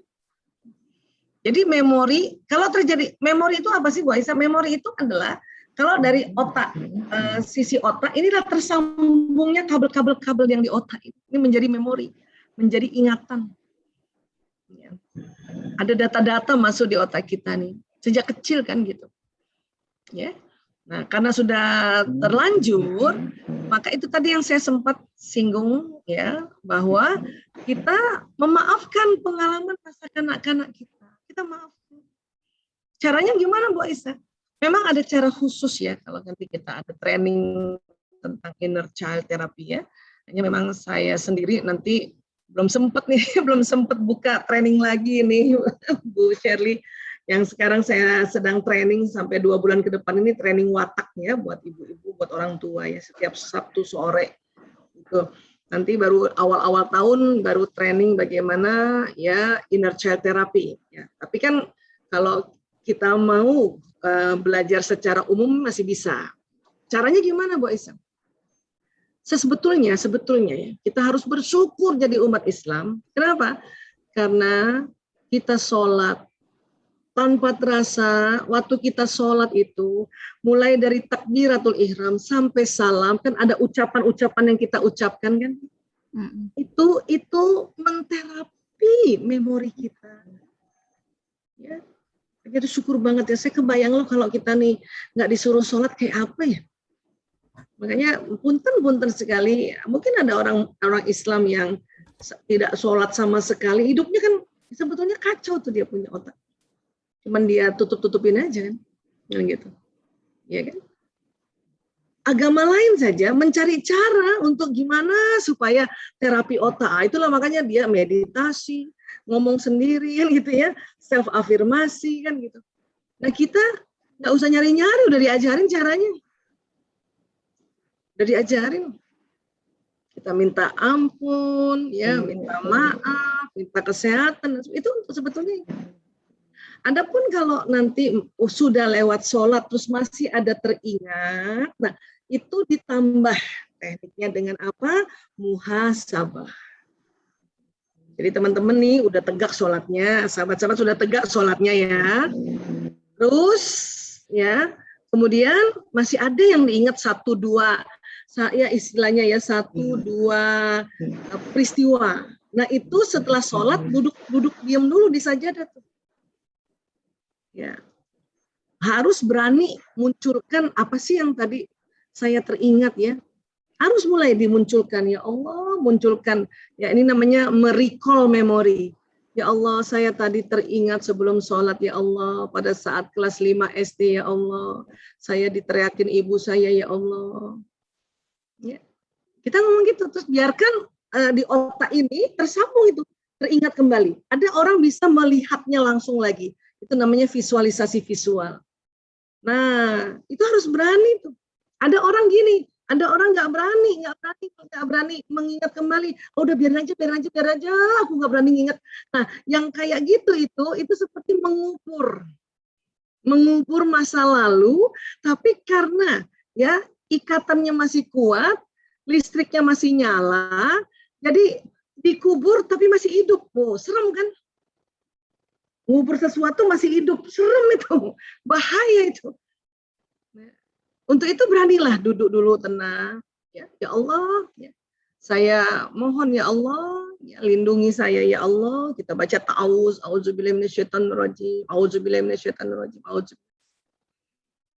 itu ya. Kemudian kita ingat peristiwa itu. Nah, terus lihat ada siapa aja. Oh, ada diri kita yang kecil. Oh, ada ibuku. Oh, ada omaku, misalnya gitu ya. Itu satu-satu dimaafkan. Satu-satu, mulai dari memaafkan diri sendiri. Ya Allah, saya maafkan diriku. Kalau bisa ngomong sama diri kecil kita itu. Hai Aisyah kecil, saya suka gitu tuh. Sini. Seolah-olah gitu ya. Karena kan kita boleh muhasabah kayak gitu. Itu teknik Allah ajarkan. Islam udah ajarkan. Cuma memang ilmuwan meneliti bahwa kalau kita namanya self talk atau self healing, itu kita mengakses memori, dan pada saat kita ajak bicara, ada tambahan kabel tuh di situ. Itu ilmuwan meneliti seperti itu. Ya. Jadi kurang lebih gitu. Harus berani. Aduh, Bu Aisyah ini trauma banget, saya nggak berani. Nah, kalau yang trauma banget nggak berani, nah itulah perlu hubungi tenaga profesional. Ya, kurang lebih kayak gitu ininya. Secara umum bagaimana kita menterapi kita punya inner child. Ya. Baik, kita lanjutkan kepada pertanyaan berikutnya, Ibu. Yang berikutnya dari coba seperti ini, sudah saking menggulung, dari Ibu dengan nama akun Meliana tadi, sebentar ya Bu. Oh ya, tadi satu lagi ya, yang bagaimana yang misalnya anak udah terlanjur gitu ya. Ya itu betul, tadi kita minta maaf sama anak, panggil dia. Yang tadi saya kasih contoh. Nah, ya kalau saya setiap miladnya anak-anak itu panggil mereka berdua aja, jangan depan orang lain. Anak-anak nggak suka dibicarakan depan orang lain. Ya, ada yang kamu ingat? Ya, ada yang kamu ingat nggak, anak? Ya, anak digituin aja. Dia udah maafin kita loh. Ada sih Bu, tapi aku sih udah maafin, gitu ya. Ya itu penting banget kayak gitu ya. Iya. Baik Ibu, kita lanjutkan dengan pertanyaan berikutnya, Bu Aisyah. Assalamualaikum warahmatullahi wabarakatuh, Dokter.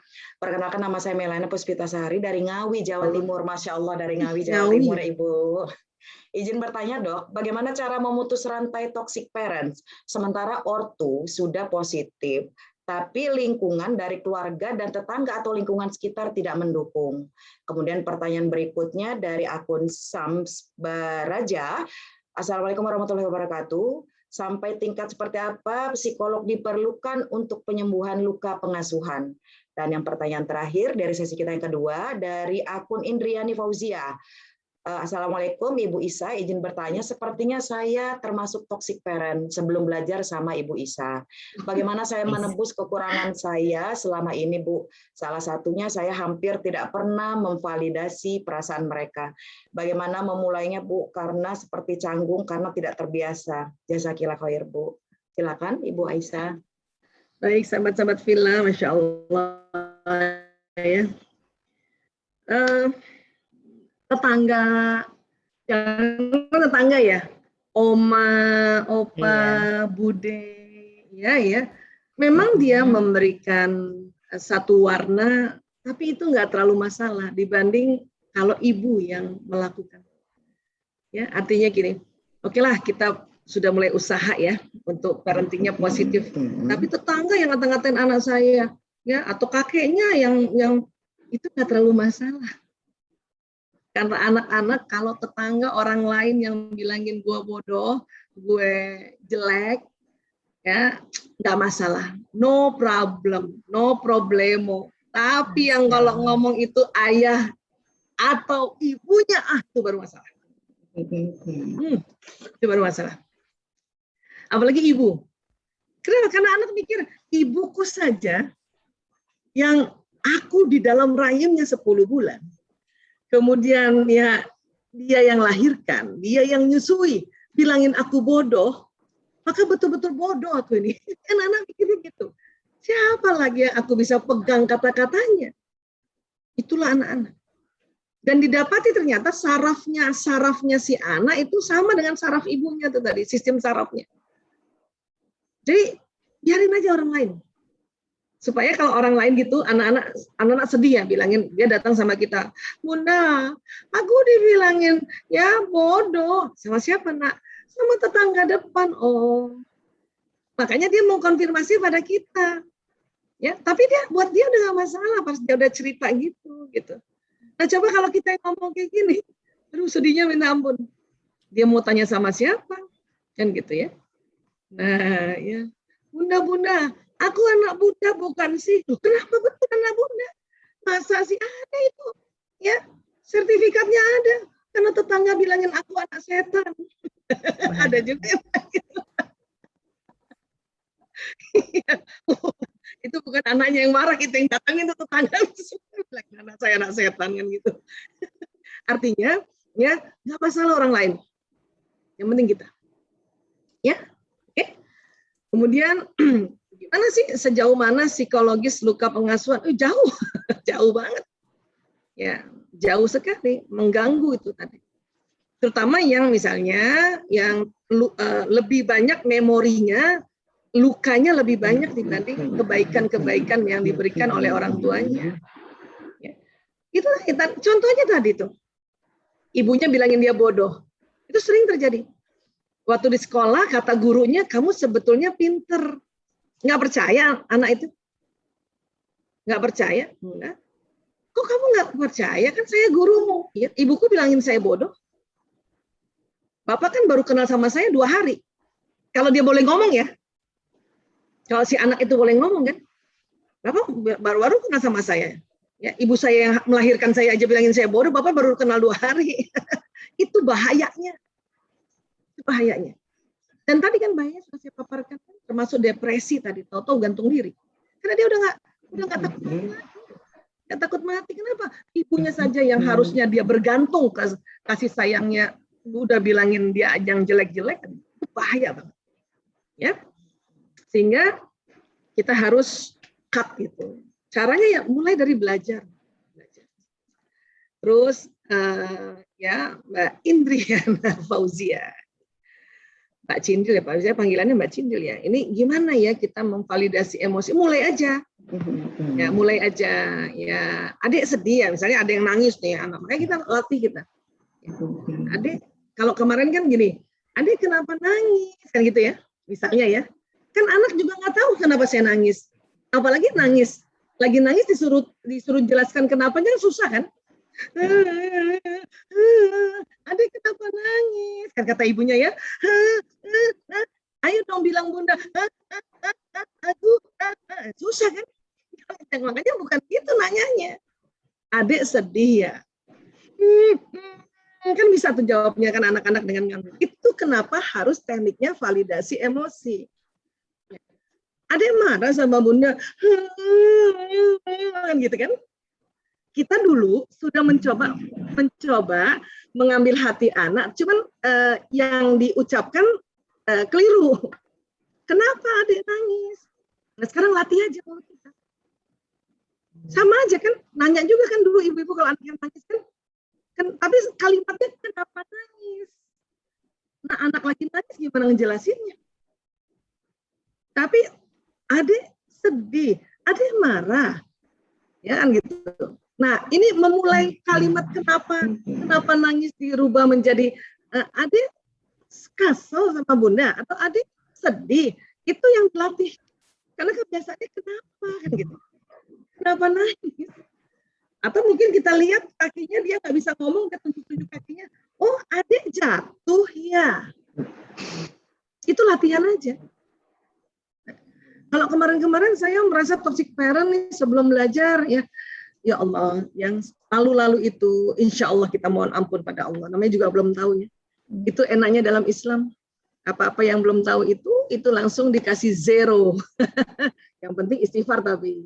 Agar apa? Waktu istighfar itu tadi ikatan yang memori lama kita itu yang dibuka ikatannya. Gitu.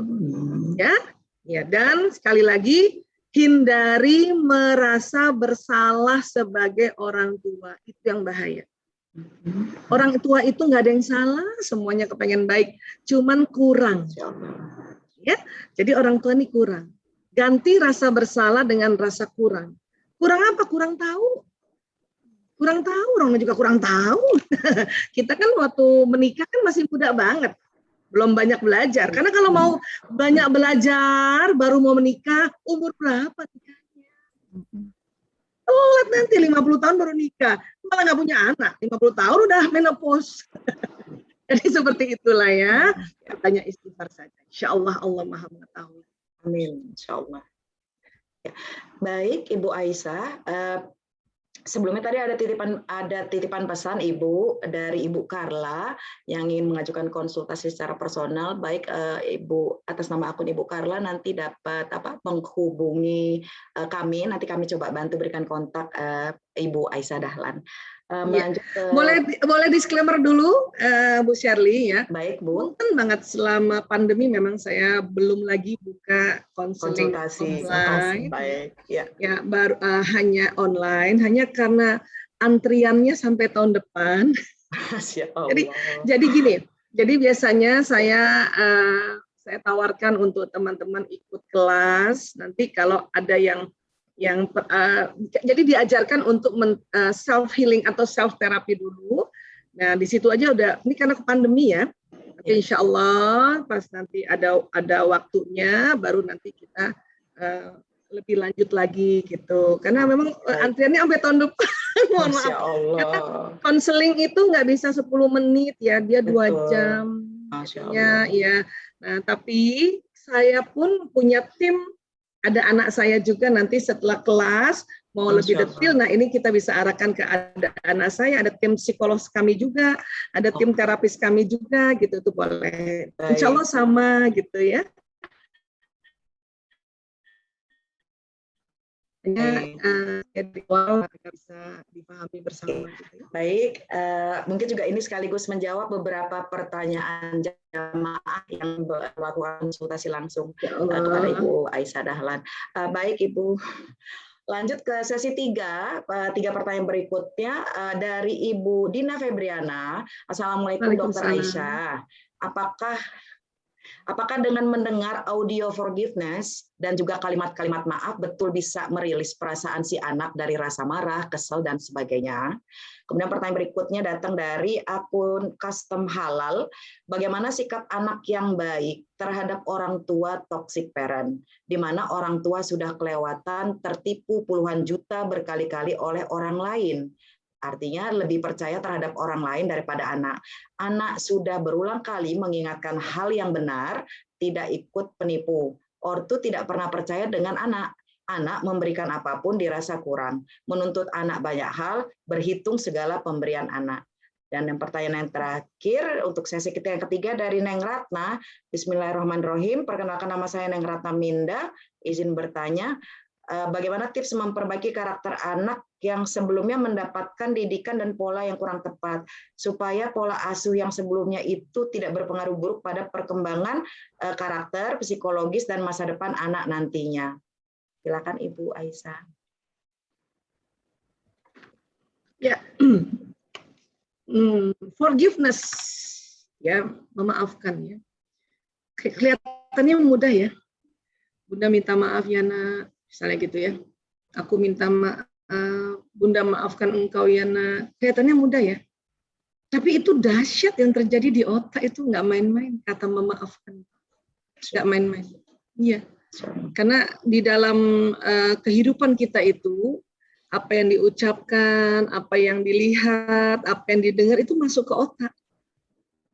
Jadi kan semua terapi bicara. Ada bicara sama diri sendiri, itu namanya self therapy. Ada bicara sama orang lain untuk orang lain membantu memetakan, itu juga bicara. Ya. Nah, Islam mengajarkan semuanya.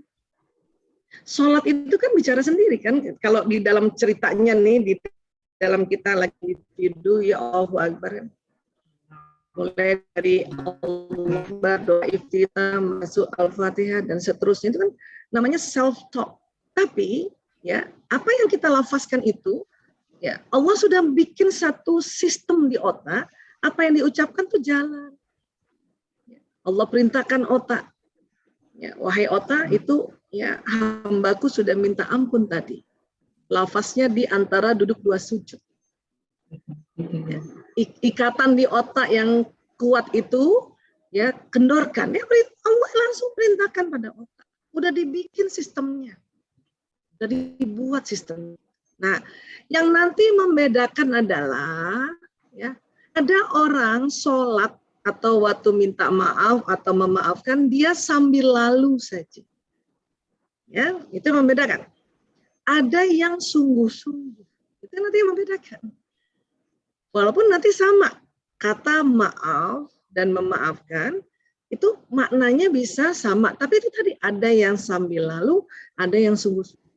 Apa yang nanti berbeda? Kalau sambil lalu, ya, nah Bunda minta maaf ya, sambil lalu gitu, itu kalimat itu belum jalan seluruhnya di dalam tubuh. Karena kalau baru bicara, itu baru otak kiri yang nyala, pesannya baru jalan di kanan. Bunda minta maaf ya, misalnya kita sholat, bismillahirrahmanirrahim, nah itu baru kiri dan kiri kasih informasi. Sehingga apa? Maka untuk itu diperlukan kesungguhan. Tanda kesungguhan apa? Waktu memaafkan dan minta maaf, itu tadi perlu membayangkan kembali peristiwanya. Kenapa sih harus membayangkan? Karena membayangkan salah satu kerja otak kanan. Kanan ini kalau dia bekerja, pesannya jalan di tubuh yang kiri. Jantung tuh di kiri, kolbu tuh di kiri soalnya. Juga sholat, kalau waktu kita sholat hanya sambil lalu, baru jalan di tubuh yang kanan, karena ngomong kita kan di otak kiri.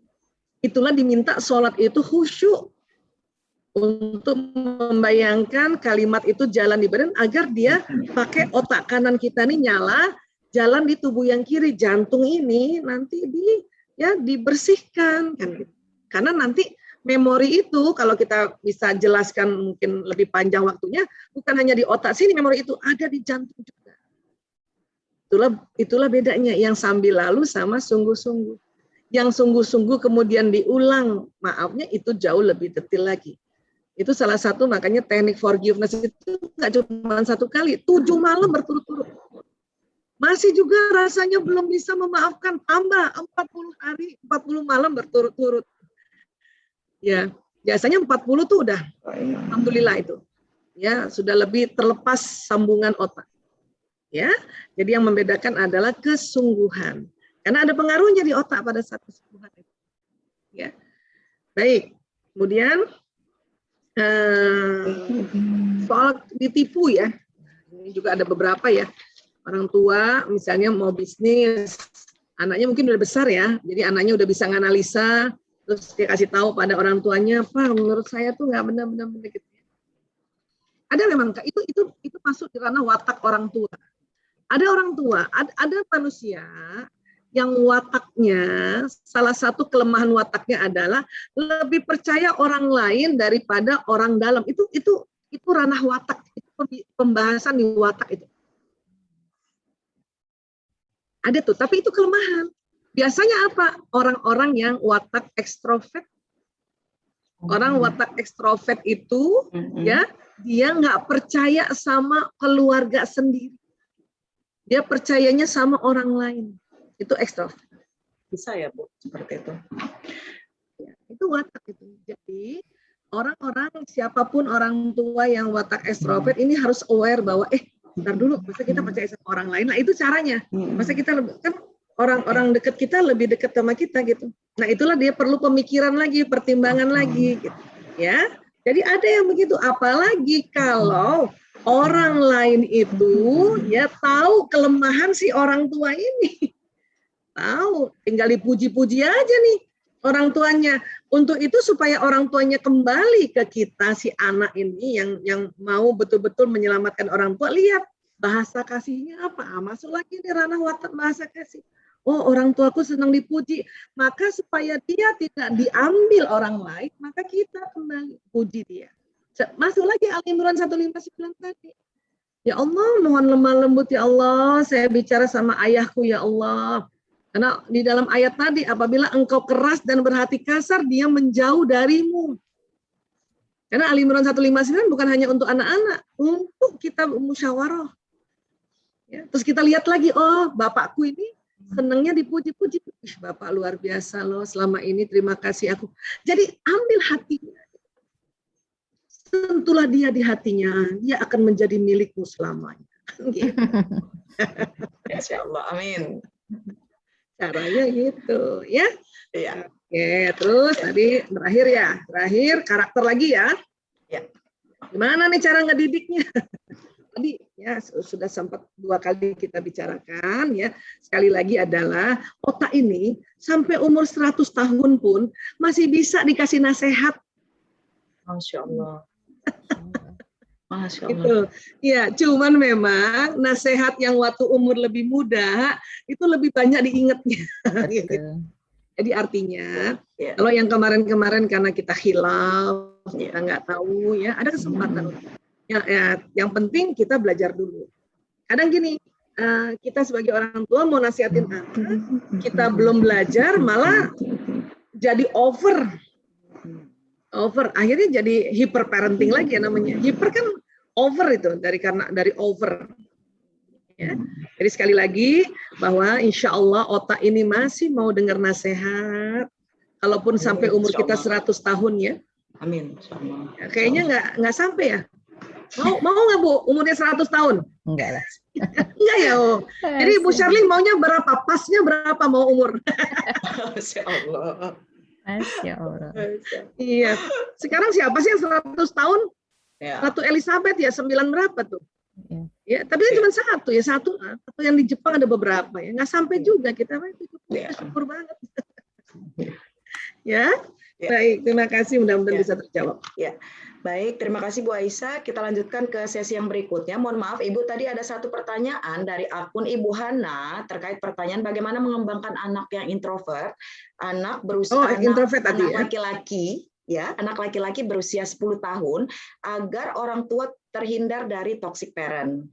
Kemudian lanjut ke pertanyaan berikutnya dari Ibu Cynthia dari Jakarta. Bagaimana cara kita bersikap di depan anak pada saat kita lagi berantem dengan suami dan posisi kita sebagai istri lagi menangis. Tiba-tiba anak melihat kita dan si anak bertanya kepada ibu. Mungkin maksudnya bertanya mengapa ibu menangis. Apa yang harus kita lakukan sebagai orang tua supaya anak tidak berpikir kalau ayahnya telah menyakiti ibunya. Bagaimana cara menegur anak perempuan di bawah 5 tahun kalau dia memukul temannya agar tidak menyakiti perasaannya. Kemudian pertanyaan yang terakhir di sesi berikutnya ini adalah Assalamualaikum Bu Aisyah, saya Dewi dari Depok. Bagaimana cara mengobati pengasuhan terhadap anak yang sebelumnya sudah terlanjur dididik dengan topik, maksudnya dengan toxic parenting itu sendiri. Dan mungkin kalau aku seperti yang dikatakan dokter, dia sedih saat sore ibunya tidak ada karena bekerja. Dan yang terakhir, Ibu Isa, bagaimana kalau anak-anak sudah dewasa? Bagaimana cara memperbaiki yang sudah terjadi pada anak akibat toxic parenting yang sudah pernah orang tua lakukan pada anak-anak tersebut? Monggo silakan Ibu Aisyah. Ya, baik. Masalah anak introvert dan sebagainya ya. Nomor 1 kita belajar dulu nih introvertnya yang gimana, karena introvert kan banyak. Yang dominan apa? Yang pemikir kah, pengamat kah, gitu. Karena kalau sudah bicara watak itu ada sesi tersendiri ya, dan dia cukup panjang juga tuh. Kalau saya bahas nanti bisa sampai besok pagi. Jadi ya, tapi intinya adalah anak introvert ini kan pemikir. Ya, intinya pemikir, sehingga ya dia ini bisa juga nanti pakai pendekatan bahasa kasih sayang. Anak introvert ini pemikir ini bisa diambil hatinya itu dengan menemani dia, kemudian sentuhan fisik atau hadiah, itu ada 3. Nah, itu harus ingat-ingat waktu kecilnya dia senangnya apa sih? Oh, dia senangnya sebetulnya ditemenin. Artinya gini, kalau pas kita lihat dia makan di bawah, temenin. Kalau nggak ngomong. Dia senang ibunya ada, cuma nggak ngomong sebelum pertama. Dia mau meyakini diri, ibunya bener nggak sih mau nemenin saya? Gitu. Setelah 10 menit baru nanya. Nanyanya juga gini, ibu kenapa di sini? Kita bilang, temenin kakak. Oh, bukan yang gitu. Itu anak ekstrovert yang gitu. Tapi O-nya anak introvert itu senang ya. Oh, itu senang itu. Perhatikan aja hidung itu kempas-kempis tuh. Ngomong gitu. Oh, Masya Allah. Masya Allah. Masya Allah. Iya. Nah, terus saja. Baru tuh dia percaya bahwa oh ibuku lagi nemenin aku. Di menit ke-30 baru dia nanya atau dia curhat. Bu, kan begini, Bu. Walaupun masih kecil ya. Tadi tuh aku, misalnya gitu ya.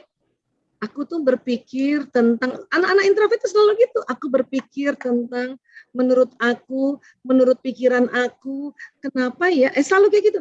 Dan itu kita harus dengerin. Nggak bisa, sudahlah, nggak bisa begitu.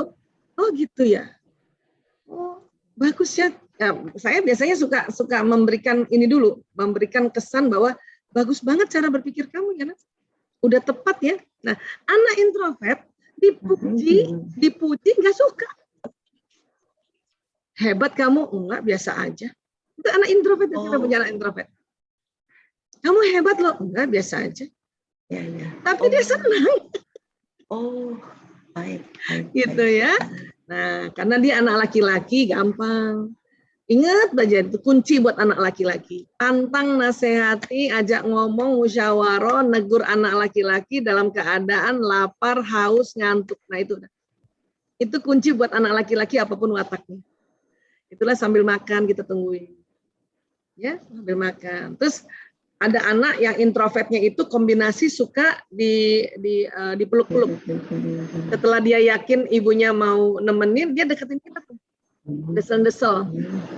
Ya udah kita usap-usap paling. Makanya kita belajar lagi tuh teknik yang namanya bahasa kasih. Ada lagi anak introvert itu senang hadiah. Hadiah gitu.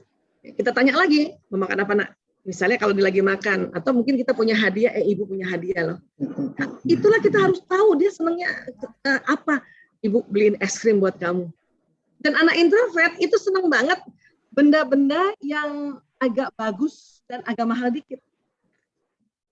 Dia tanya nanti, es krimnya apa Bu? Woody. Es krim zaman dulu banget Woody. Sekarang udah nggak ada Woody. Ya, apa nih? Misalnya kita bilang Häagen-Dazs, seneng dia. Itu artinya kita menghargai dia gitu. Kalau memang baterai kasihnya hadiah, ya. Kemudian kalau berantem, ini harus kita tahu ya, gimana caranya usahakan ya. Kita nggak berantem depan anak, itu usahakan gimana. Kalau kita udah usahakan sesekali tiba-tiba pecah juga, itu lain hal. Tapi usahakan karena ya kita nggak bicara masalah anak saja nih. Suami nggak suka dikasih masukan depan orang. Laki-laki yang menjadi suami nggak suka dikasih masukan. Kalau kecuali dia nanya. Ya, itu enggak baik-baik itu sebagai kesantunan kita istri terhadap suami. Itu risetnya banyak sekali. Ya. Nah, tapi kalaupun nggak sengaja tiba-tiba sudah pecah juga, terus bapaknya pergi, anaknya datang, Bunda nangis ya. Nah, kita bilang iya nak. Karena banyak ibu-ibu, Bunda nangis ya. Enggak, oh karena air mata udah kemana-mana. Ya, bilang iya. Bunda nangis ya. Iya nak. Sedih, iya sedih. Gitu. Karena kita bukan hanya buat diri kita sebetulnya, kita mau ngajarin anak bahwa bundamu juga enggak superwoman.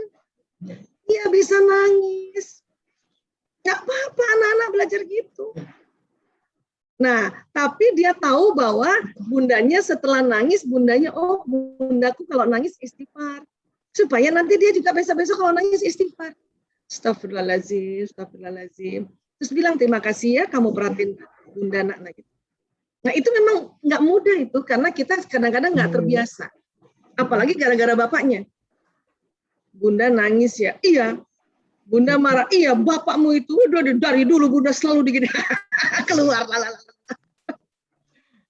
Itulah makanya nanti bedanya belajar dengan belum belajar. Kalau dulu belum belajar, bapakmu itu. Kalau sudah belajar kan, ya paling sampai iya, terima kasih ya nak, gitu. Kenapa sih bunda?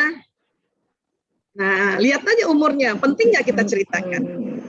Ya, penting nggak kita lihat lagi umurnya? Ya, tapi sampaikan, ya tadi bunda emosi. Ya, ayahmu bilang gini, bunda lagi emosi. Tapi sekarang alhamdulillah karena udah nangis, udah oke. Jadi biarkan anak tahu bahwa menangis itu cara releasing yang Allah kasih langsung. Makanya kenapa Allah kasih air mata?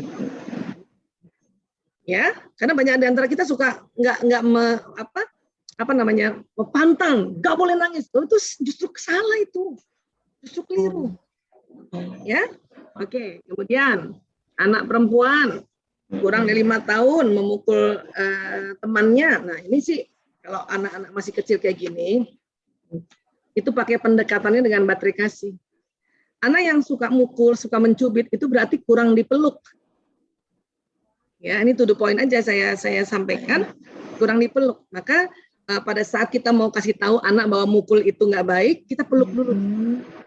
Kita cas baterainya dulu. Peluk. Nggak usah ngomong apa-apa, peluk aja. Sampai tuh anak rasa aman gitu. Nah, baru baterainya nyala tuh di listrik kepalanya. Baru kasih nasihat. Gitu ya, baru kasih nasihat bahwa bahwa memukul itu nggak enak. Kita kan selama ini karena kaget ya, anak mukul temen, dia baterainya udah kosong malah kita marahin. Ya. Adek nggak boleh mukul, nggak boleh. Oh, maknya. Cuma dinasehatin. Maka adek sini, peluk dulu. Saya biasanya kalau kayak gitu langsung bacain salawat anak-anak. Allahumma sholli wa sallim. Ya Allah, angkat sedihnya anakku, angkat marahnya anakku. Baru enak, sakit. Enak ya? Gitu. Caranya gitu, ya. Kemudian ya ini anak ibu ya tadi ya, ibu sama yang saya bisa sebelum-sebelumnya tadi jelaskan, minta maaf dan jelaskan kembali, ibu minta maaf. Nah, kalimatnya ya, ibu minta maaf, Umi minta maaf. Kita kadang kebalik, maafin ibu nak, itu beda loh. Maafin bunda ya nak, itu beda. Secara diksi, secara rasa itu beda. Bahasa tuh luar biasa. Kita tiru, kita minta maaf. Ibu minta maaf ya nak, bunda minta maaf ya nak. Ya. Saya kan juga orang yang bekerja waktu itu, jadi minta maaf sama anak-anak. Nah, itulah pas lagi kerjanya tidak keluar rumah tuh anak-anak senang.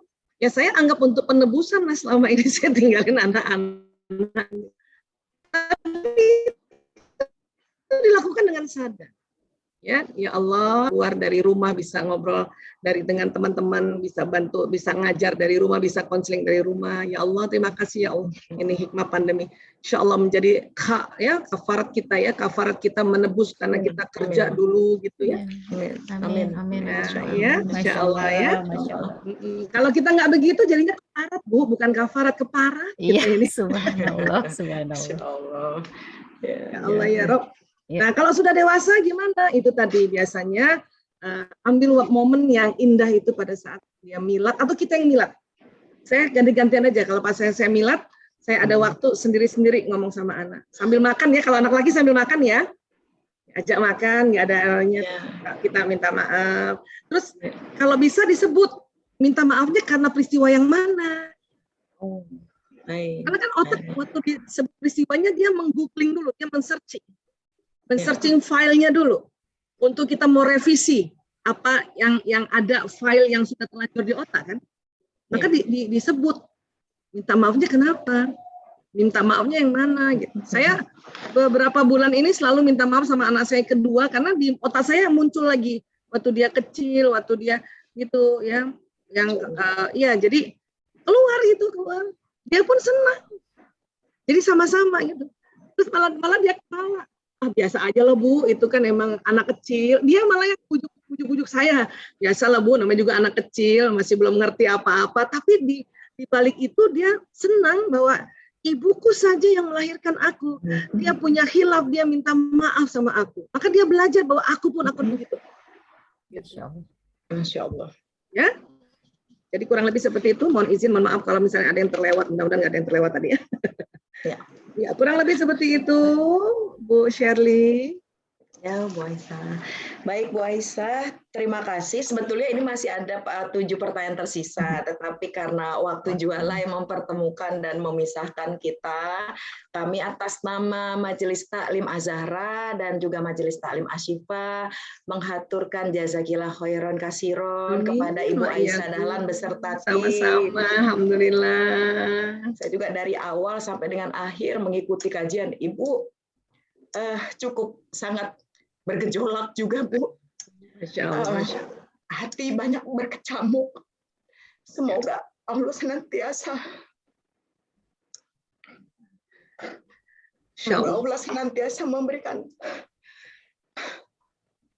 memberikan kekuatan kepada kita semua untuk senantiasa bersedia berkolaborasi dengan perubahan zaman. Allah senantiasa memberikan kita kesabaran untuk mendidik anak-anak kita menjadi generasi-generasi soleh-soleha. Amin. Amin. Allahumma amin. Ya Allah. Jazakillah khairan Bu Shirley Agustina ya. Kami sampai Bu Aisyah. Inilah ikatan batin antara kita sesama muslimah, insyaallah mukminah ya.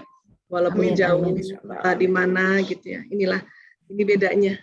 Ya, ikatan batin ini terikat antara jantung dengan jantung. Inilah yang terasa oleh kita walaupun lewat virtual. Baik. Dan mudah-mudahan silaturahmi ini akan senantiasa terjaga dan kami atas nama pengurus memberikan apresiasi yang sebesar-besarnya tidak hanya kepada Ibu Aisyah Dahlan beserta tim, juga kepada para sahabat salihah kami. Masya Allah Ibu Aisyah hampir mencapai 350 peserta pada kajian kita pada hari ini. Masya Allah, Masya Allah. Kami menghaturkan ucapan jazakumullah khairan. Amin. Semangat Az-Zahra. Amin, amin, insyaallah, insyaallah. Dina, Bu Fitri, sahabat-sahabat villa lainnya. Ini seminarnya seminar internasional ini namanya. Masya Allah, Masya Allah. Mudah-mudahan kita masih memiliki kesempatan lagi Bu Aisyah Dahlan di sela-sela waktu Ibu yang Masya Allah luar biasa sibuk, Ibu berkenan untuk kembali berkolaborasi dengan kami dan banyak ibu-ibu salihah lainnya untuk saling berbagi ilmu. Masya Allah, saya mungkin Mbak Dina, Mbak Eli nggak sanggup ini bikin notulensi tadi. Masya Allah, Masya Allah. Dari A to Z ini isinya materi semua apa yang mau saya buatkan notulensi ya, tapi nanti rekaman videonya nanti akan coba kita share. Insya Allah. Nanti makalah kami kirim juga ya. Ya baik. Insya Allah ke Bu Dina ya Bu. Ya baik Insya Allah. Nanti. Baik Ibu, tidak terasa ini juga sudah memasuki waktu asar. Ya. Mungkin acara ini bisa kita percepat. Sebelum dibacakan doa kafaratul majelis oleh Ibu host dan acara saya kembalikan pada host, mungkin kita lakukan sesi foto bersama dahulu. Baik, untuk teman-teman panitia mungkin bisa memberi kode untuk take action.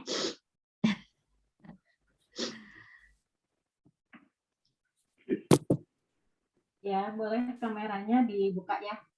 Ini kebetulan ada 10 slide, jadi mohon bersabar. Senyumnya dilebarin. Dulu ya, 1, 2, 3 slide pertama.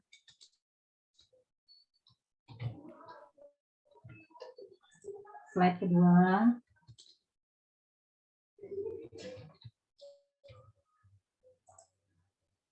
Slide ketiga.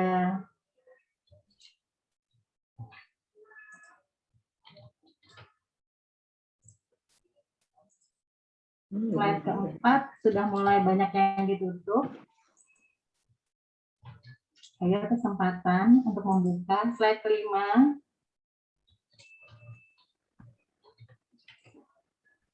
Slide keenam.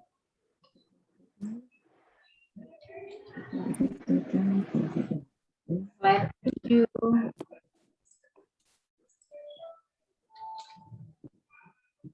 Slide ke-8. Mohon bersabar, 2 lagi. Slide ke-9. Akhir.